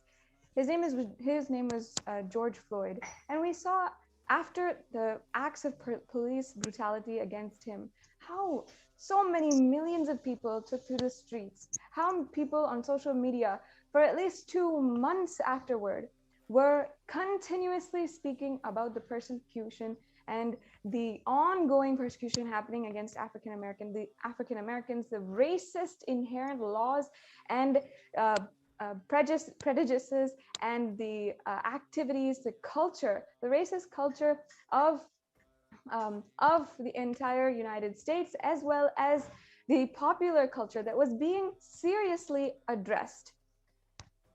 And how across the world, not just in the United States, first of all, in the United States itself, how people peacefully protested across in so many different cities. And there was, even during lockdown, even during the time when there was so much of scare due to the COVID pandemic, people still wanted to stand up and they wanted to take responsibility. They wanted to be the cause for change. And not only in the United States, but in cities across the world, in cities like Paris, in Colombia, in so many different cities across the world, we saw people taking responsibility for change. And I'd like to contrast this, on the other hand, to the extremely brutal death, the mob lynching of two sadhus in India, in Palghar, of two mahants responsible members of the Sangha, sannyasis, who were brutally handed over to the mob to be entirely murdered. And I just like to ask one thing to all the viewers: did we as Hindus do justice to value the lives of our sannyasis, of the most valued members of our Hindu community? Did we do justice when persecution was ongoing? Not even a week after the Palghar murders that happened, the sadhus that had been murdered, the media was entirely silent, the social media was entirely silent, and the only one who was talking about the murder and the Hindu Holocaust was the Supreme Pontiff of Hinduism.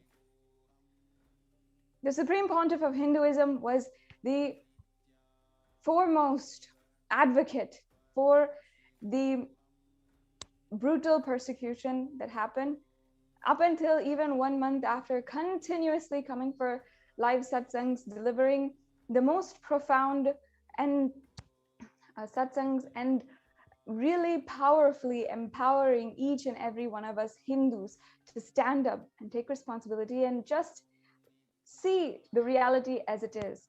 Our Hindu culture is at risk, and it is really, really time now that we stand up. The Supreme Pontiff of Hinduism has courageously brought his story to the whole world, with the UN recognizing the persecution against the Supreme Pontiff of Hinduism and his disciples, the ASMT community. And he has been, after such a long time, after 10 years of persecution, finally, after going door to door to door, literally to every lawyer, to every judiciary, to every government, to every institution asking for justice, finally, we have had our voices heard in some way and some form.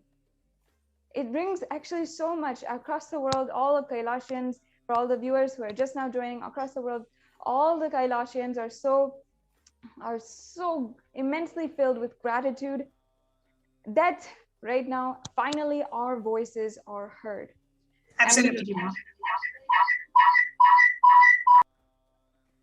Absolutely. And as you are sharing, right, I invite all the viewers.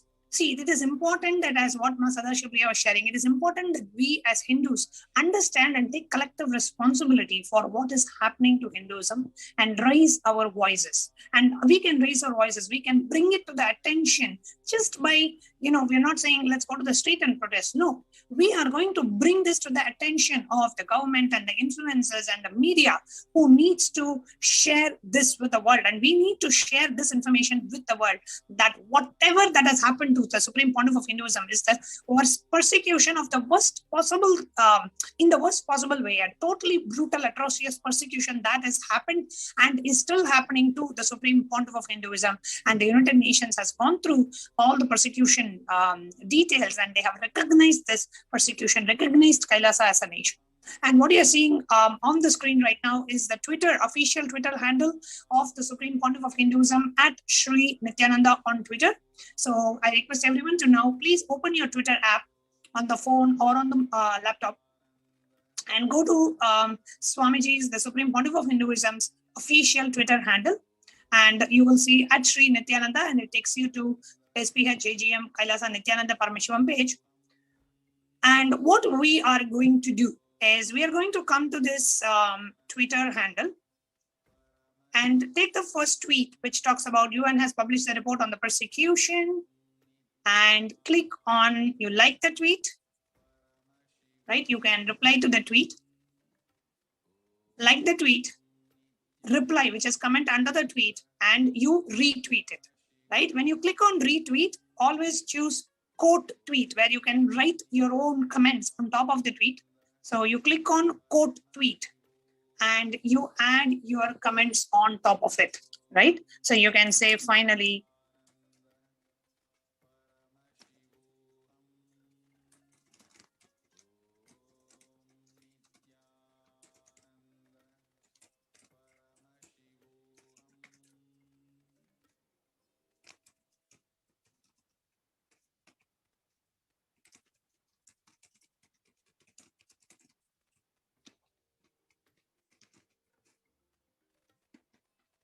and always include the hashtag. The hashtag that we are using for this purpose is hashtag UN recognizes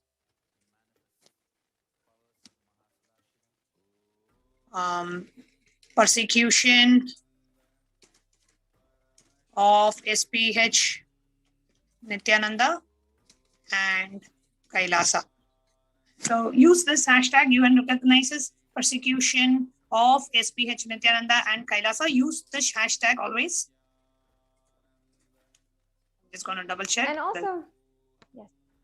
And also you can tweet at the recognized Hindu leaders and also the celebrities and tweet at them so that also we can share this news to all of the Hindu leaders, to all of the government leaders, to all of the UN leaders, and share this news that Kailasa has been recognized and the persecution against the Supreme Pontiff of Hinduism has been recognized.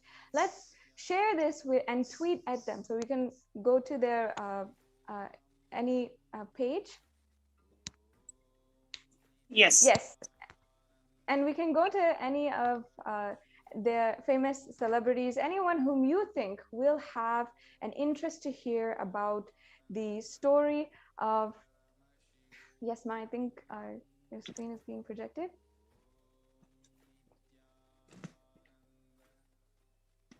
Yes.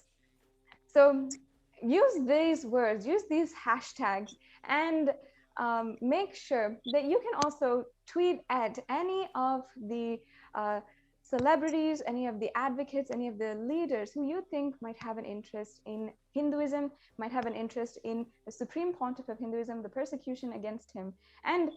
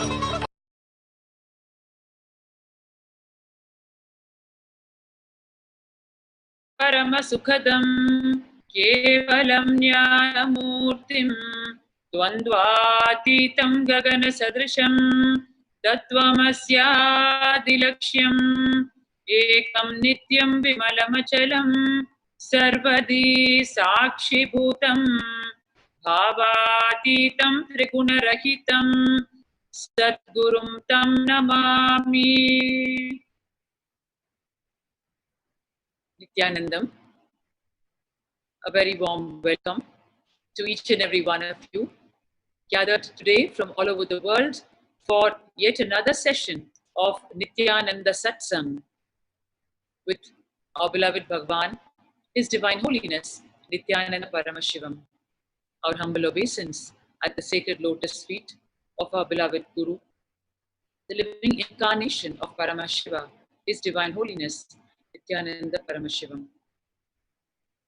As we sit in congregation today from all over the world, waiting for today's powerful cognitions and powerful initiations, the Paramashiva Jnana and Paramashiva Vijnana from our beloved Bhagwan, we are going to explore a wonderful subject in Spree Satsang segment, which is power manifestation science. Before that, we all know that the Paramashivoham Level 2 program that is going on, the marathon 16-day, 16-hour-a-day program from 5th of April, it commenced, and there are two huge groups of people attending it, one from the two groups from two different time zones, and it has been going on with today being day 8. And today's topic for the Paramashivam Level 2 participants is Venkateshwara. Lord Venkateshwara, the eternal, conscious and material resource for humanity. The manifestation of that energy of Venkateshwara is going to happen to the participants today by the grace of Bhagavan. And yesterday was day 7, and the Paramashivam Level 2 participants are just overwhelmed and blissed out in the energy of Parashakti herself. Yes, we had the energy of Parashakti manifesting yesterday. Amazing sharings have been logged into the Facebook and other social media platforms.